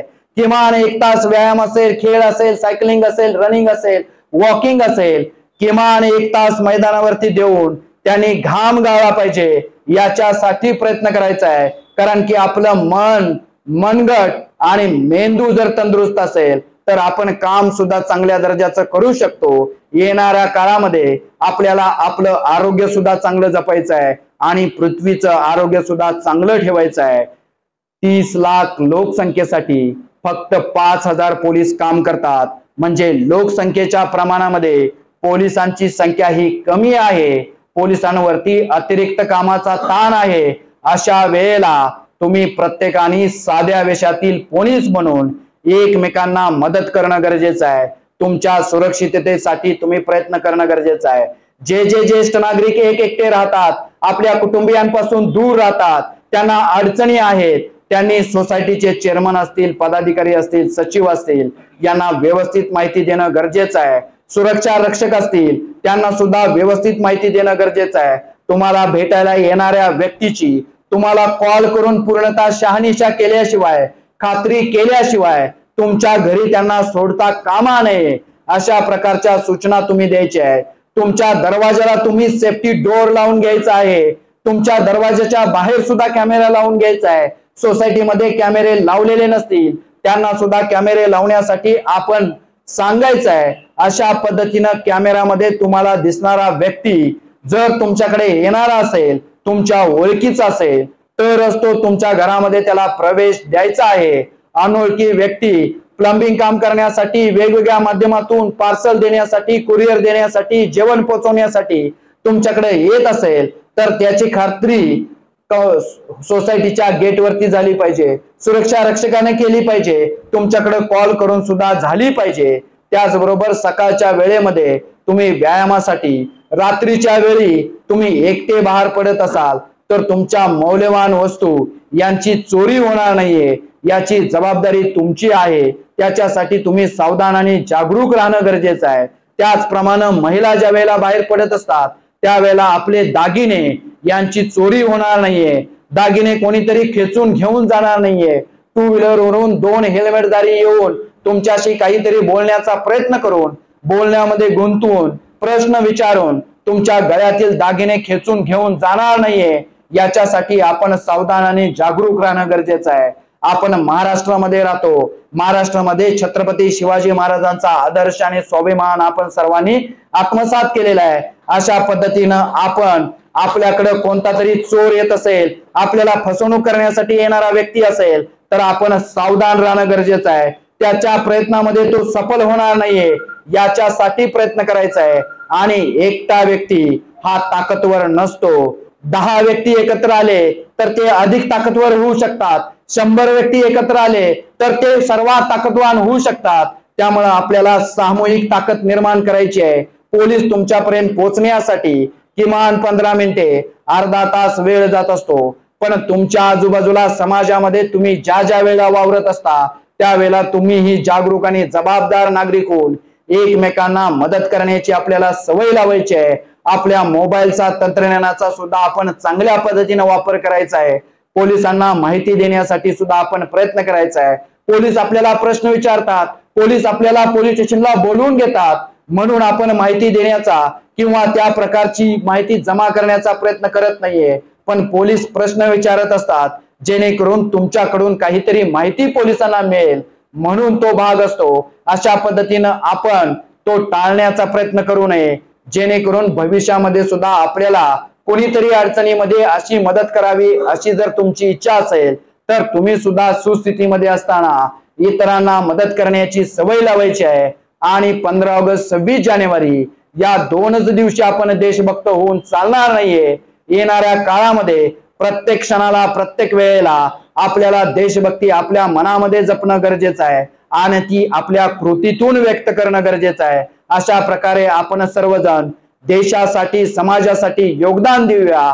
आपलं जीवन नक्कीच आपल्याला चांगलं करायचं आहे, पण आपलं जीवन चांगलं करत असताना समाजामध्ये दुर्बल आहेत, ज्यांना मदतीची गरज आहे, ज्यांच्याकडे आपल्याला मदत केल्यानंतर त्यांच्या जीवनामध्ये परिवर्तन होणार आहे, अशा प्रकारे आपण इतरांना सुद्धा मदत करायची आहे आणि आपला देश प्रगतशील शक्तिशाली तांत्रिकदृष्ट्या चांगला बनवण्यासाठी आपण प्रयत्न करायचा आहे आणि चांगल्या आदर्शांवरती चालून समाजामध्ये आपल्याला चांगले आदर्श निर्माण करायचा आहे। तुमच्या जीवनामध्ये तुम्ही चांगलं काम केलेलं आहे, चांगलं कर्तृत्व बजावलेलं आहे, आता तुम्ही मार्गदर्शकाच्या भूमिकेमध्ये आहात। तुमच्यासारख्या लोकांचं मार्गदर्शन आणि व्यवस्थित सल्ला हा तरुणाईसाठी खूप महत्वाचा आहे। तरुण मध्यम आणि वृद्ध यांच्यातली दरी आपल्याला मोडून काढायची आहे आणि तिन्ही लोक एकत्र येऊन आपल्याला समाजामध्ये चांगले आदर्श निर्माण करायचे आहे।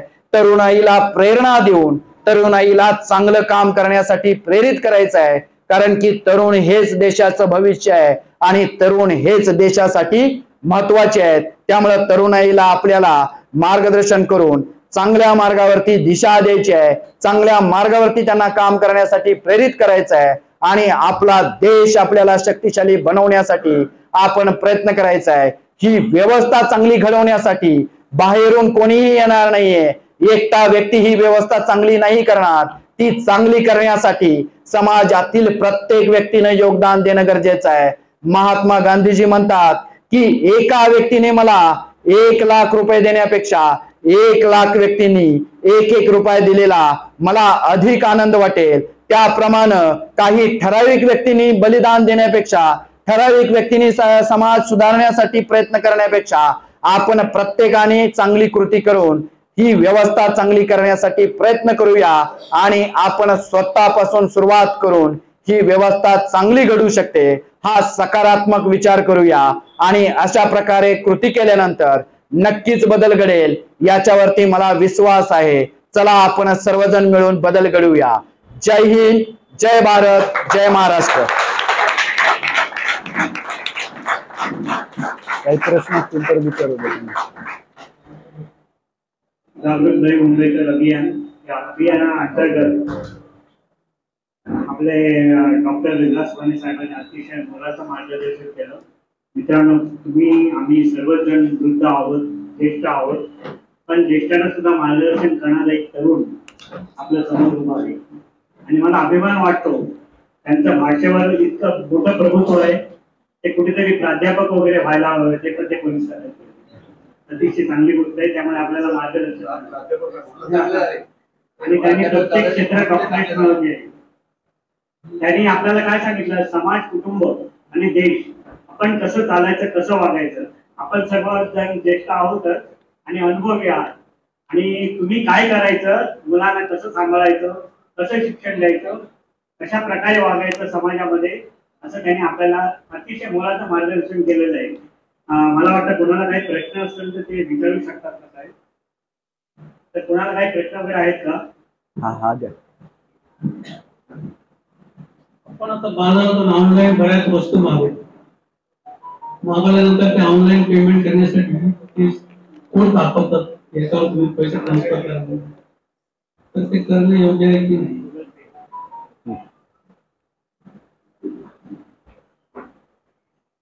ऑनलाईन शॉपिंग तुम्ही करत असाल तर काही चुकीची गोष्ट नाहीये। फक्त ऑनलाईन शॉपिंग करताना ज्या पोर्टलवरून किंवा ज्या वेबसाईटवरून तुम्ही शॉपिंग करणार आहात ती अधिकृत असली पाहिजे, ती चांगली सेवा देणारी असली पाहिजे, त्या कंपनीकडून आपण यापूर्वी सेवा घेतलेली आहे किंवा असंख्य लोकांनी सेवा घेतलेली आहे आणि त्यांची सेवा ही चांगल्या दर्जाची असते, व्यवस्थितपणे वस्तू आपल्याला पोहोचवली जाते याची तुम्हाला खात्री असेल त्याच वेबसाईटवरून किंवा पोर्टलवरून आपण शॉपिंग करायचं आहे। तुम्हाला एखादी वस्तू 5,000 रुपयांची आहे आणि तिथे तुम्हाला एखाद्या वेबसाईटवरती 2,500 रुपयाला दिसत असेल, डिस्काउंट दिलेला असेल, कमी वेळेमध्ये मिळत असेल, ब्रँडेड कंपनीची स्वस्तामध्ये दिली जात असेल तर नक्कीच तिथे फसवणूक होण्याचा धोका आहे। कोणत्याही वेबसाईटवरून कोणत्याही जाहिरातीवरून बोलून तुम्ही खरेदी करायची नाहीये। आणि दुसरा सगळ्यात महत्त्वाचा भाग आहे, तुम्हाला जर ती वस्तू डिलिव्हर नाही झाली तर त्यांचं कस्टमर केअर साठी काही ऑफिस आहे का, त्यांची काही व्यवस्था आहे का, कॉन्टॅक्ट नंबर त्यांनी काही दिलेले आहेत का, याच्यावरती पहिली तुम्ही कॉल करून शहानिशा करायची आहे। आणि तिसरी सगळ्यात महत्त्वाची गोष्ट आहे, ऑनलाईन शॉपिंग केल्यानंतर तुम्हाला जो काही डिस्काउंट मिळत असतो त्याच्यावरती तुम्ही लक्ष देत असता। म्हणजे तुम्ही 10,000 रुपयांची वस्तू खरेदी करण्यासाठी ज्या वेळेला जाता ती वस्तू खरेदी करणे हा तुमचा प्रमुख उद्देश असतो, पण तो उद्देश विसरून तुम्ही 500 रुपये किंवा 1,000 रुपये तुम्हाला जो डिस्काउंट मिळतो, कॅशबॅक मिळतो त्याच्यावरती तुम्ही लक्ष केंद्रित करत असता आणि तुम्ही जे 10,000 रुपये भरत असता ते विसरून जाऊन तुम्ही फक्त 500 आणि 1,000 रुपयांकडे लक्ष देत असता। तर ती वस्तू खरेदी करणे हा तुमचा प्रमुख उद्देश असतो, 500 किंवा 1,000 रुपये कमी करणे हा तुमचा उद्देश नसतो। त्यामुळे तुम्ही ऑनलाईन पेमेंट करण्यापेक्षा कॅश ऑन डिलिव्हरीचा ऑप्शन निवडावा किंवा ऑनलाईन चेक करून तुमचे दुकानं सुद्धा तिथे दिलेली असतात, ती तुमच्या आजूबाजूची सुद्धा दुकानं ऑनलाईन माध्यमातली असू शकतात। त्या दुकानामध्ये जाऊन सुद्धा तुम्ही जर सांगितलं की ही वस्तू, ही इलेक्ट्रॉनिक उपकरण मला ऑनलाईन माध्यमामध्ये ज्या किमतीमध्ये मिळतं त्याच किमतीमध्ये जर तू देणार असेल तर मी इथे घेणार आहे, तो दुकानदार सुद्धा तुम्हाला त्या किमतीमध्ये देऊ शकतो। कारण की ऑनलाईन माध्यमामध्ये ती वस्तू त्यानं तुम्हाला ज्या किमतीमध्ये विकणार आहे त्याच्यापेक्षा कमी किमतीमध्ये तिथे विकलेली असते, त्यामुळे तो तुम्हाला देण्याची शक्यता आहे। अशा पद्धतीचा सर्व विचार करून तुम्ही ऑनलाईन माध्यमाचा शॉपिंग करताना विचार करावा। आपण ज्यावेळेस वस्तू घेतल्यानंतर तो व्यक्ती आपल्याला स्कॅन दाखवतो त्याच्या मोबाईल मध्ये, इव्हन डीमार्ट मध्ये जरी गेलं तर त्या मशीनवर ते स्कॅन करायला सांगतो, ते करणं योग्य का? मी आता सांगितलं ना, तुमच्या समोर एखादा QR कोड असेल आणि तुम्ही त्याला पेमेंट करायची तुमची इच्छा असेल किंवा तुम्हाला करायचं आहे, तुम्हाला माहिती असेल, त्याच वेळी तुम्ही QR कोड स्कॅन करायचा आहे। तुम्ही हॉटेलमध्ये गेला आणि तुमचं 2,000 रुपयांचं बिल झालेलं आहे आणि हॉटेलच्या तिथे तुम्हाला QR कोड स्कॅन करण्यासाठी ठेवलेला असेल तर तुम्ही तिथे पेमेंट करू शकता। पण ऑनलाईन माध्यमातून एखादा QR कोड तुम्हाला दिसतो, अनोळखी व्यक्तीचा आहे, तिथे करण्याची गरज नाहीये, तुम्हाला दुसरे पर्याय तिथे उपलब्ध आहेत, त्या माध्यमातून तुम्ही करू शकता। SMS पण येतं ना, आपल्या बोलण्यामध्ये बऱ्याच वेळाला ते OTP शब्द आला, OTP। बरोबर। आता घरात जे उपकरण असतात, उदाहरणार्थ ॲक्वागार्ड आहे, टीव्ही आहे, ते सर्व्हिसिंगला येतात त्यावेळेला म्हणतात तुमचा OTP द्या। बरोबर। त्यावेळेला काय करायचं? OTP म्हणजे काय आहे? One time password. तो काय फक्त बँकेचाच असतो असा नाहीये, वेगवेगळे जे OTP जनरेट होत असतात तो OTP कशासाठी जनरेट झालेला आहे हे सुद्धा त्या SMS मध्ये आलेलं असतं। म्हणजे तुमच्या टीव्ही रिपेअरिंग साठी OTP आलेला असेल, ऑनलाईन माध्यमातून तुम्ही काही सर्व्हिस मागितलेली असेल तरी सुद्धा OTP जनरेट होतो, पण तो आपण SMS पूर्णतः वाचत नाही। बँकेचा OTP तुम्ही द्यायचा नाहीये, इतर प्रकारचे OTP जर तुम्हाला आलेले असेल, तुम्हाला OTP मध्ये लिहिलेलं असेल इंटरनेट सर्व्हिसेस साठी हा OTP जनरेट झालेला आहे, तर तो तुम्ही पूर्णतः व्यवस्थित वाचायचा आहे आणि तो तुम्ही द्यायचा आहे। पोस्टाच्या कुरिअर साठी सुद्धा किंवा ऑनलाईन पार्सल मागवल्यानंतर सुद्धा तुम्हाला OTP येत असतो। त्याची काय गरज आहे तर योग्य व्यक्तीच्या मोबाईल नंबर वरतीच तो OTP जातो आणि त्यालाच ते पार्सल देण्यासाठी तो OTP घेऊन ते खात्री करत असतात। तो ओटीपी द्यायचा नाहीये असं मी सांगितलेलं नाहीये, पण बँकेचा ओटीपी दिला तर तुमच्या बँक अकाउंट मधून पैसे जाणार आहे. तर आपल्याला SMS पूर्ण वाचण्याची सवय लावायची आहे आणि आपल्याला समजलं नाही तर इतरांना विचारण्याची सुद्धा सवय लावायची आहे. तर ज्ञान असलेला व्यक्ती व्यवस्थित तुम्हाला मार्गदर्शन करू शकतो. चला पाठीमागे. एक प्रश्न आहे की मला एक कुरिअर आलं होतं, विचारी कुरिअर मधून शिवडी. तर मी घरी नसल्यामुळे घेतलं नव्हतं. मी बरं चिठ्ठी चिटकवली होती. त्याच्यावर मी दुसऱ्या दिवशी 9:30ला फोन केला, त्याने उचलला नाही. परंतु 20 ते 25 मिनिटांनी मला एक कॉल आला की तुमचं विचारी कुरिअर मध्ये कुरिअर आलेलं आहे. त्या व्यक्तीने पूर्ण सांगितलं, तो हिंदीत बोलत होता, आणि तुम्ही मला 5 रुपये पाठवा. त्या व्यक्तीला मी तुमच्या घरी परत कुरिअर घेऊन पाठवतो. मी सांगितलं मला हे काय भानगड येत नाही, माझ्याकडे ATM नाही, काही नाही, वगैरे नाही, आणि मी सिनियर सिटीजन आहे, मला काय माहित नाही. तू घरी ये, मी तुला 510 रुपये देईन असं स्पष्ट सांगितलं. 510 मला येत नाहीये. त्याने फोन घेऊन दिला. मी स्वतः वैयक्तिक सेक्टर 11ला गेलो आणि ते मी माझं कुरिअर घेतलं. म्हणजे असे फोन येतात. पण ते कुरिअर तुमचंच होतं का? हा, माझ्या मुलीचंच होतं. माझा हा प्रश्न आहे की त्या लोकांना हे समजतं कसं की मी विचारी कुरिअरला फोन केला होता की लगेच 20 मिनिटांनी त्यांचा मला फोन आला. बरोबर. समजतं कसं, याच्या पाठीमागे खूप मोठं कारण आहे.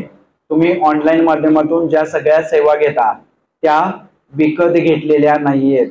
तुम्ही सगळ्या मोफत सेवा घेतात आणि तुमचा असा गैरसमज आहे की आपण जे काही मोफत घेतो ते खरंच त्यांनी मोफत देण्यासाठी तुम्हाला ठेवलेलं आहे. तर ते काय सामाजिक कार्यकर्ते नाहीयेत स्वतःचं बलिदान करून तुम्हाला मोफत सेवा द्यायला. ते काय करतात, तुमचा डेटा घेत असतात. तुमच्या मोबाईलवरती पूर्णतः त्यांचं नियंत्रण असतं.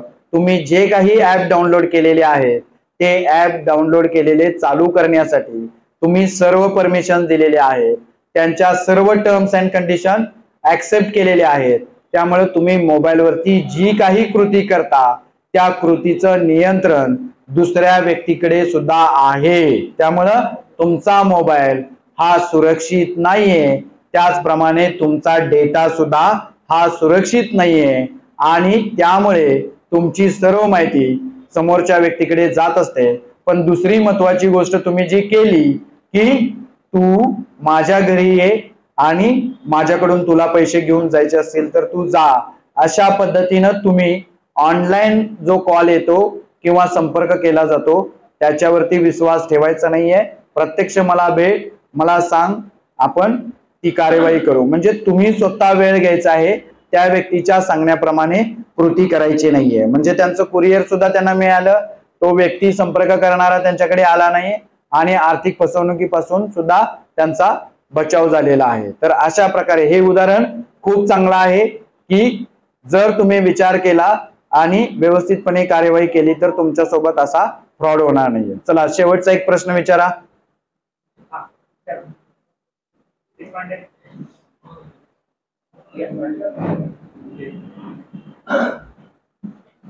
माझा प्रश्न याच्याशी थोडा विसंगत आहे, कारण आपण आज समाजामध्ये जे पाहतो की अलीकडे जी तरुण पिढी आहे ती बहकलेली आहे.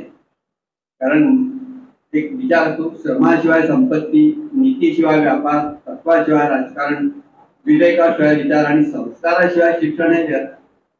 पूर्वीच्या काळी बऱ्याच वेळा संतांचं वाङ्मय आपल्या अभ्यासक्रमामध्ये असायचं. ते मराठीतलं असेल, हिंदीतलं असेल किंवा इतर. पण आज त्याचा समावेश आपल्याला त्या ठिकाणी फारसा दिसत नाही. तर त्याच्यासाठी हे जे संघटना आहे किंवा असे जे वृद्ध गट आहेत हे शासनाला काही सुचवू शकतात का?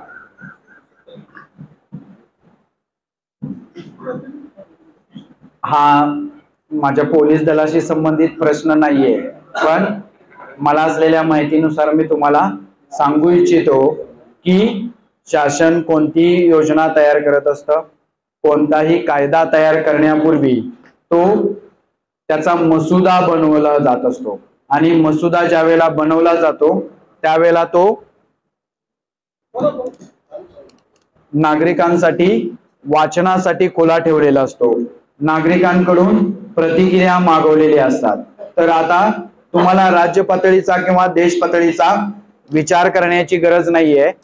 तुमच्या शहरामध्ये महानगरपालिका आहे आणि महानगरपालिकेच्या माध्यमातून ज्या काही योजना राबवल्या जातात त्याच्यावरती या शहरातला नागरिक म्हणून तुमचं स्वतःचं सुद्धा नियंत्रण असतं आणि तुमची ज्येष्ठ नागरिक कल्याणकारी संस्था आहे, संघटना आहे, त्या संघटनेच्या माध्यमातून सुद्धा तुम्ही अशा प्रकारचे उपक्रम राबवू शकता. तुमची संघटना आज बेलापूरमध्ये आहे तर बेलापूर मधल्या शाळा कॉलेजेस या ठिकाणी तुम्ही संपर्क साधून अशा प्रकारे त्यांच्या पालकांना, शिक्षकांना, शिक्षण संस्थांना प्रेरित करून तुम्हाला जर मुलांशी संवाद साधायचा आहे, अशा प्रकारे संतांचे विचार किंवा संतांचं कार्य किंवा चांगलं काम करणाऱ्या लोकांचं कार्य त्यांच्यापर्यंत पोहोचवायचं असेल तर तुम्ही प्रयत्न करू शकता. मी स्वतः या शहरातल्या झोपडपट्टीमधल्या मुलांशी संवाद साधतो. झोपडपट्टीकडे आपण दुर्लक्षित किंवा वंचित लोकांकडे आपण सधन लोक लक्ष देत नाहीये, पण मी ज्या वेळेला त्या मुलांशी संवाद साधतो त्या मुलांमध्ये खूप स्पार्क दिसून येतो. त्यांच्यामध्ये शिकण्याची खूप इच्छा दिसून येते. त्यांना सुद्धा प्रशासनामध्ये यायचं आहे, अभ्यास करायचा आहे, शिक्षण घ्यायचं आहे, पण त्यांच्याकडे पुस्तकं उपलब्ध नाहीये, सुविधा उपलब्ध नाहीये, त्यांना शिक्षणाची साधनं उपलब्ध नाहीयेत. बेलापूर मधली टाटानगर नावाची झोपडपट्टी आहे. तिथल्या 200 कुटुंबियांना मी आतापर्यंत 1 वर्षामध्ये 4 ते 5 वेळा भेटलेला आहे. तिथल्या झोपडपट्टीमधली 30 ते 35 मुलं माझ्या ऑफिसला येऊन भेट देऊन गेलेली आहेत, संवाद साधून गेलेली आहेत. त्यांना वाचनालय त्यांच्या तिथे चालू करायची आहे. तर तुमच्या ज्येष्ठ नागरिक कल्याणकारी संघटनेच्या माध्यमातून आपण एकमेकांना मदत करून प्रत्येक व्यक्तीनं 1 पुस्तक दिलं तर आपण तिथे 100 ते 200 पुस्तकं त्यांना सहजपणे देऊ शकतो. आणि येणाऱ्या 15 दिवसामध्ये 1 महिन्यामध्ये आपण त्यांच्याशी संपर्क साधून आपण तुमच्या ज्येष्ठ नागरिक कल्याणकारी संघटनेच्या माध्यमातून त्यांना 100 ते 250 पुस्तके आपण देऊया आणि हे बदल करण्यासाठी आपण प्रयत्न करूया. म्हणजे त्यांनी मागणी केलेली आहे, आता आपण पुढाकार घेऊया आणि त्यांच्यासाठी पुस्तकं उपलब्ध करून देऊया.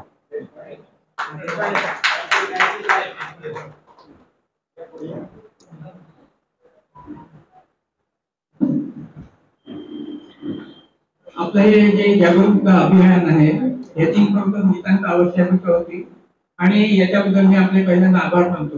या जागरूकता अभियान माझं एक फक्त माझा प्रश्न आहे, माझं एक मत आहे. बघा आपण त्याची काम होतं, आपण हे सायबर अफेन्स करणारी जी मंडळी आहेत त्यांच्याकडे आपण काहीतरी गुन्हेगार म्हणून बघतो, पण एक बेसिक गोष्ट आपल्याला लक्षात घेतली पाहिजे. हे गुन्हे करणारे लोक हे बुद्धिमान असतात, आपल्या 4 पावलाचे पुढे असतात. म्हणून हे जे गुन्हे आहेत हा एक वेगळीच म्हणजे मनोवृत्तीचा बुद्धिमान माणूस विरुद्ध सामान्य माणूस हा सर्वसाधारण माणूस सर्वसाधारण यांच्यातला हा सामना आहे. हे असं माझं वैयक्तिक मत आहे.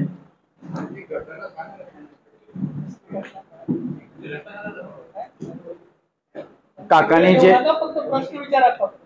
नाही ठीक आहे, हा जो प्रश्न आहे तो खूप महत्वाचा आहे. कारण की आपला असा गैरसमज आहे की सायबर गुन्हेगार जे गुन्हे करतात ते आपल्यापेक्षा खूप हुशार आहेत, खूप शिक्षित आहेत आणि तंत्रज्ञानाचं ज्ञान त्यांना खूप आहे, असा जो गैरसमज आहे तो चुकीचा आहे.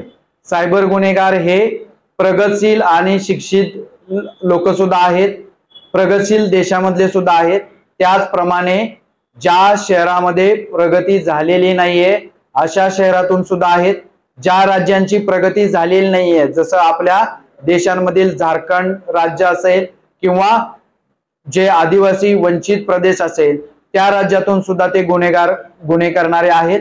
त्याचबरोबर काही असे जे देश आहेत, नायजेरियन फ्रॉड आपण जे म्हणतो, जे आफ्रिकन मधले अप्रगतशील देश आहेत किंवा नॉर्थ कोरिया सारखा जो देश आहे ज्याची इकॉनॉमी ही सायबर फ्रॉड वरती चालते, त्याचबरोबर चायना सारखा प्रगतशील देश सुद्धा आपल्या देशामध्ये मोठ्या प्रमाणावरती कंबोडियन लोकांच्या माध्यमातून फ्रॉड्स करतात. म्हणजे सायबर गुन्हेगार हे फक्त शिक्षितच आहेत असं नाहीये, तर सर्व स्तरातील लोक याच्यामध्ये आहेत आणि त्यांच्याकडे तंत्रज्ञानाचं खूप ज्ञान आहे असं नाहीये. आपण कुठे फसतो तर आपल्याकडे थोडं अज्ञान आहे आणि आपण प्रत्येक व्यक्तीवरती विश्वास ठेवतो. म्हणजे आपण ज्याप्रमाणे चांगले आहोत त्याप्रमाणे समोरचा व्यक्ती सुद्धा चांगलाच असेल, आपल्याला मदत करत असेल. ज्याप्रमाणे तुम्ही सिग्नल वरती गेल्यानंतर असंख्य लोक भीक मागण्यासाठी तुमच्याकडे हात पसरत असतात, पण दररोज जरी तुम्ही त्यांना भीक दिली, 100 रुपये जरी तुम्ही त्यांना दिले, 500 रुपये जरी त्यांना दिले, तरी ते उद्या तुम्हाला दिसत असतात. म्हणजे ते तुमच्या भावनांशी खेळत असतात. सायबर गुन्हेगार हे सुद्धा तंत्रज्ञानापेक्षा आणि शिक्षणापेक्षा तुम्हाला भावनिक करून तुमच्यावरती नियंत्रण मिळवून तुमच्या अकाउंट मधून सहजपणे ते पैसे काढत असतात. त्यामुळे तुम्ही भावनेपेक्षा प्रॅक्टिकल होणं जास्त गरजेचं आहे, ज्ञानी होणं गरजेचं आहे. आणि तुमच्या मनाला जो विचार पटत नाहीये तो पालन न करता तुम्ही कृती करणं अधिक गरजेचं आहे, जेणेकरून तुमच्या भावनांचा वापर करून तुमच्या सोबत चुकीचं कोणतंही काम होणार नाहीये. तंत्रज्ञानामध्ये आपण थोडे कमी आहोतच, पण ते ज्ञान आपल्याला मिळवणं सहज सोपं आहे. कारण की गाण्याचा डान्सचा जर एखादा कार्यक्रम इथं आयोजित केला असता तर तुम्हाला निमंत्रण न देताही हजारो लाखो लोकांची इथं तरुणांची गर्दी निर्माण झाली असती. पण चांगल्या कार्यक्रमाला लोक कमी संख्येने उपस्थित होतात. त्याचंच कारण आहे की आपल्याला माहिती कमी पोहोचते. तर आपण सर्वांनी चांगले प्रश्न विचारले. तुमच्याशी सर्वांशी संवाद साधताना मला अतिशय आनंद झाला. आजचं हे व्याख्यान हे प्राथमिक स्वरूपातली जनजागृती होती. या व्याख्यानातून तुम्हाला पूर्णतः ज्ञान किंवा माहिती मिळालेली नाहीये. भविष्य काळामध्ये तुम्हाला तंत्रज्ञानामध्ये अधिक समृद्ध होण्यासाठी अशा प्रकारचे असंख्य कार्यक्रम तुम्हाला आयोजित करणं गरजेचं आहे. तर अशा प्रकारचे कार्यक्रम तुम्ही अजून आयोजित करावेत, जेणेकरून तुमच्या ज्ञानामध्ये अधिक भर पडेल आणि आपण या सायबर गुन्ह्यांवरती मात करून आपलं सायबर सुरक्षित राहण्यासाठी प्रयत्न करूया. धन्यवाद. नंतर विचारा वैयक्तिक काय असेल. इथे आपल्याकडे सूर्योदय बँकेचे काही स्टाफ कर्मचारी अधिकारी वगैरे आलेले आहेत. मी त्यांचं स्वागत करतो. आता पुष्पगुच्छ आमच्याकडे कमी असल्यामुळे पुष्पगुच्छ देऊन त्यांचं स्वागत करता येईल. देऊ शकता हे पुष्पगुच्छ, काही अडचण नाही. जरा पुढे यावं. आणि त्यांच्या बँकेचं एक मस्त वाक्य आहे, बँक ऑफ स्माइल. म्हणजे ज्येष्ठ नागरिकांच्या चेहऱ्यावर स्माइल देणारी बँक आहे. मी त्यांचं स्वागत करतो आणि त्यांना 2 मिनिटात बोलण्याची सर्वप्रथम सगळ्यांना धन्यवाद.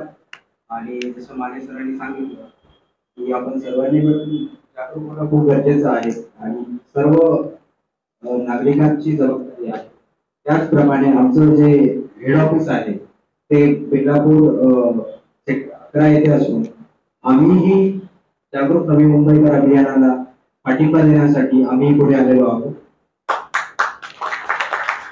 आणि आम्ही त्याच्या जनजागृती कार्यक्रमासाठी जेवढा आमच्याकडून पॉसिबल असेल आम्ही तेवढं सगळं करणार आहोत. आणि आज तुम्ही आम्हाला बोलवल्याबद्दल तुमचं आणि तुमच्या आयोजकांचं खूप खूप आभार आहे. एवढं बोलून मी माझे 2 शब्द संपवतो. Thank you so much. पुन्हा एकदा मी विलास माने साहेबांचं आता आभार मानायलाच पाहिजेत ना. त्याला शेवटी गुड बाय करावंच लागतं. त्यांचे आभार मानतो. त्यानंतर काही कार्यक्रम आपले होणार आहेत. जास्त नाही, फक्त एक 10-15 मिनिटाचे कार्यक्रम आहेत. सूर्योदय बँकेचे सगळे स्टाफ कर्मचारी येऊन इथे आपलं मनोगत व्यक्त करून गेलेले आहेत. त्यानंतर आता आपलं अध्यक्ष भाषण होणार आहे. त्याच्यानंतर तुम्ही ज्याची वाट बघत आहात तो अल्पोपहार दिला जाईल. राष्ट्रगीत झाल्यानंतर कोणीही राहू नका. आणि अतिशय आनंदाची गोष्ट म्हणून प्रत्येक जण आता प्लॅस्टिक पिशवी वापरते आणि ते वापरून सूर्योदय बँकेने तुमच्यासाठी एक गिफ्ट म्हणून एक पिशवी आणलेली आहे, त्याचा वाटप करण्यात येईल. तर फक्त 10 ते 15 मिनिटं द्या. मला कल्पना आहे प्रत्येकाला गोळी घ्यायची असते आणि घरी बायको वाट तरी पण 5 मिनिटं द्या तुम्ही. आणि हे सर्टिफिकेट द्यायचं. जागरूक नवी मुंबईकर अभियानाचा कार्यक्रम तुमच्या इथे ज्येष्ठ नागरिक कल्याणकारी संघटनेमध्ये आयोजित केला त्याबद्दल नवी मुंबई पोलिसांकडून तुम्हाला तुमच्या संघटनेला आम्ही प्रशस्ती पत्रक देतोय. तर संस्थेचे पदाधिकारी आहेत त्यांना विनंती करतो की त्यांनी ते स्वीकारावं.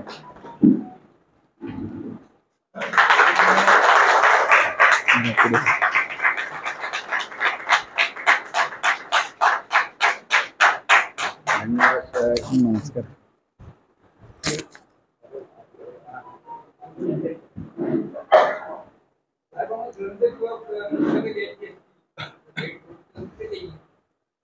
आपण एकत्रितपणे जर जमा केले तुमच्या संस्थेच्या माध्यमातून आणि आपण एक छोटा कार्यक्रम करून त्यांना देऊ तिथे.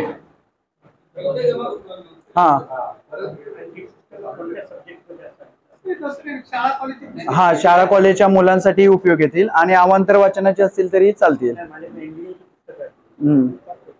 तशी स्पर्धा परीक्षांची वगैरे पण चालतील त्यांना. पण ती मुलं काय आहेत 12वी पर्यंतची मुलं आहेत त्यामुळे हा नाही इथे जमा केली तर योग्य होईल ना संघटनेच्या माध्यमातून.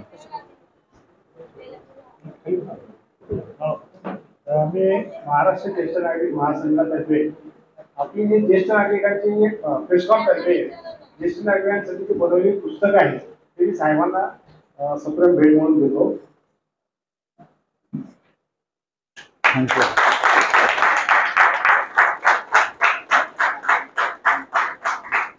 धन्यवाद.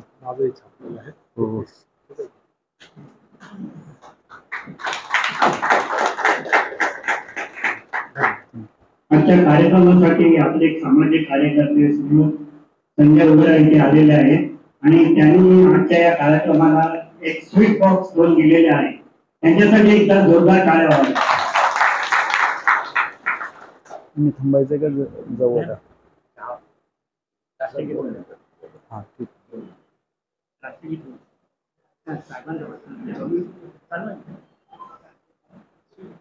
हा घे तो जरा हे देतोय. अतिशय सुंदर ऍक्टिंग केलं आणि माने खरोखर अतिशय हुशार व्यक्ती आहेत आणि पोलीस दलामध्ये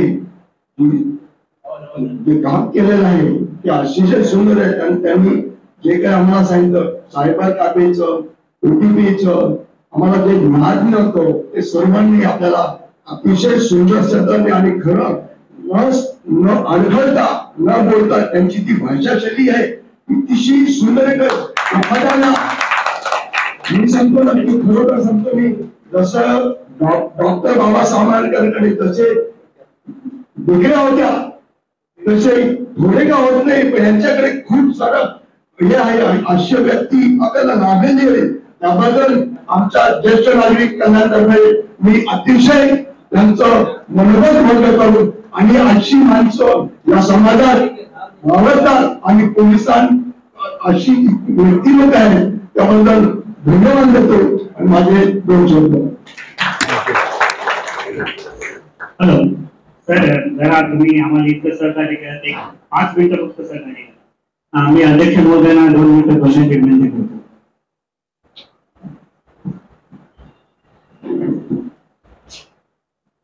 सन्माननीय व्यासपीठ आजचे कार्यक्रमाचे प्रायोजक आणि आपले मार्गदर्शन करणारे डॉक्टर विशाल माने साहेब आणि आमचे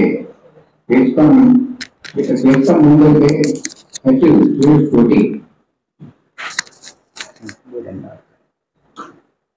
कोटे साहेब आणि माझ्या ज्येष्ठ नागरिक कल्याणकारी संघटनेचा बंधू आणि भगिनी, आज जे आपल्याला मार्गदर्शन मिळालं ते मार्गदर्शन याच्यात आपण कधी ऐकलं नसेल. आणि आज असे चुके साहेबांनी जे चुका आपण करतो त्याच्याबद्दल सांगितलं आहे ना, असं बरेच लोकांनी मला वाटतं आपण चुका केलेल्या आहे. आणि हे चुका न करण्यासाठी त्यांनी जे आपलं मार्गदर्शन दिला ते त्या साहेबांचे हे 2 शब्द आपण मनामध्ये ठेवायला पाहिजे आणि त्याच्यावरती विश्वास ठेवून आपण तसंच वागलं पाहिजे. आणि हे मोबाईल बँकिंग आणि तुमचं ATM कार्ड आणि आपले हे जे UPI वगैरे वापरतो ना त्याची कमीत कमी वापर करणं योग्य असेल असं मला वाटतं. कारण साहेबांचं बोलण्यावरनं असं मला वाटतं की ते अगदी योग्य आहे. कारण ते आपल्या वयाप्रमाणे ते मोबाईल वापरतो आपण. कधी कधी आपला बोट चुकून दुसरीकडे टेप होतो. दुसरीकडे टेप केली मग ते आपल्या पैसे जाऊ शकतात. तर हे सगळं म्हणजे योग्य तऱ्हेने आपल्याला मार्गदर्शन केलं साहेबांनी आणि त्या साहेबांचा मी आभार मानतो. वेळ काढून ते आपल्या संस्थेला वेळ दिले आणि त्यांचा मी आभार मानतो आणि सुरज पटेल साहेबांचा पण मी आभार मानतो. आणि मी जास्त टाइम ना घेता कारण काही 8 वाजून दिलेलं आहे, साहेबांना पण जायचं आहे म्हणून मी जास्त टाइम घेत नाहीये. जय हिंद जय भारत. आणि आता राष्ट्रगीत होणार आहे, सर्वांनी उभा राहायचं आहे. राष्ट्रगीत होणार आणि त्यानंतर चहापाण्याचा कार्यक्रम होणार आहे तो 5 मिनिटात आम्ही आवडतो आणि त्यानंतर वाटप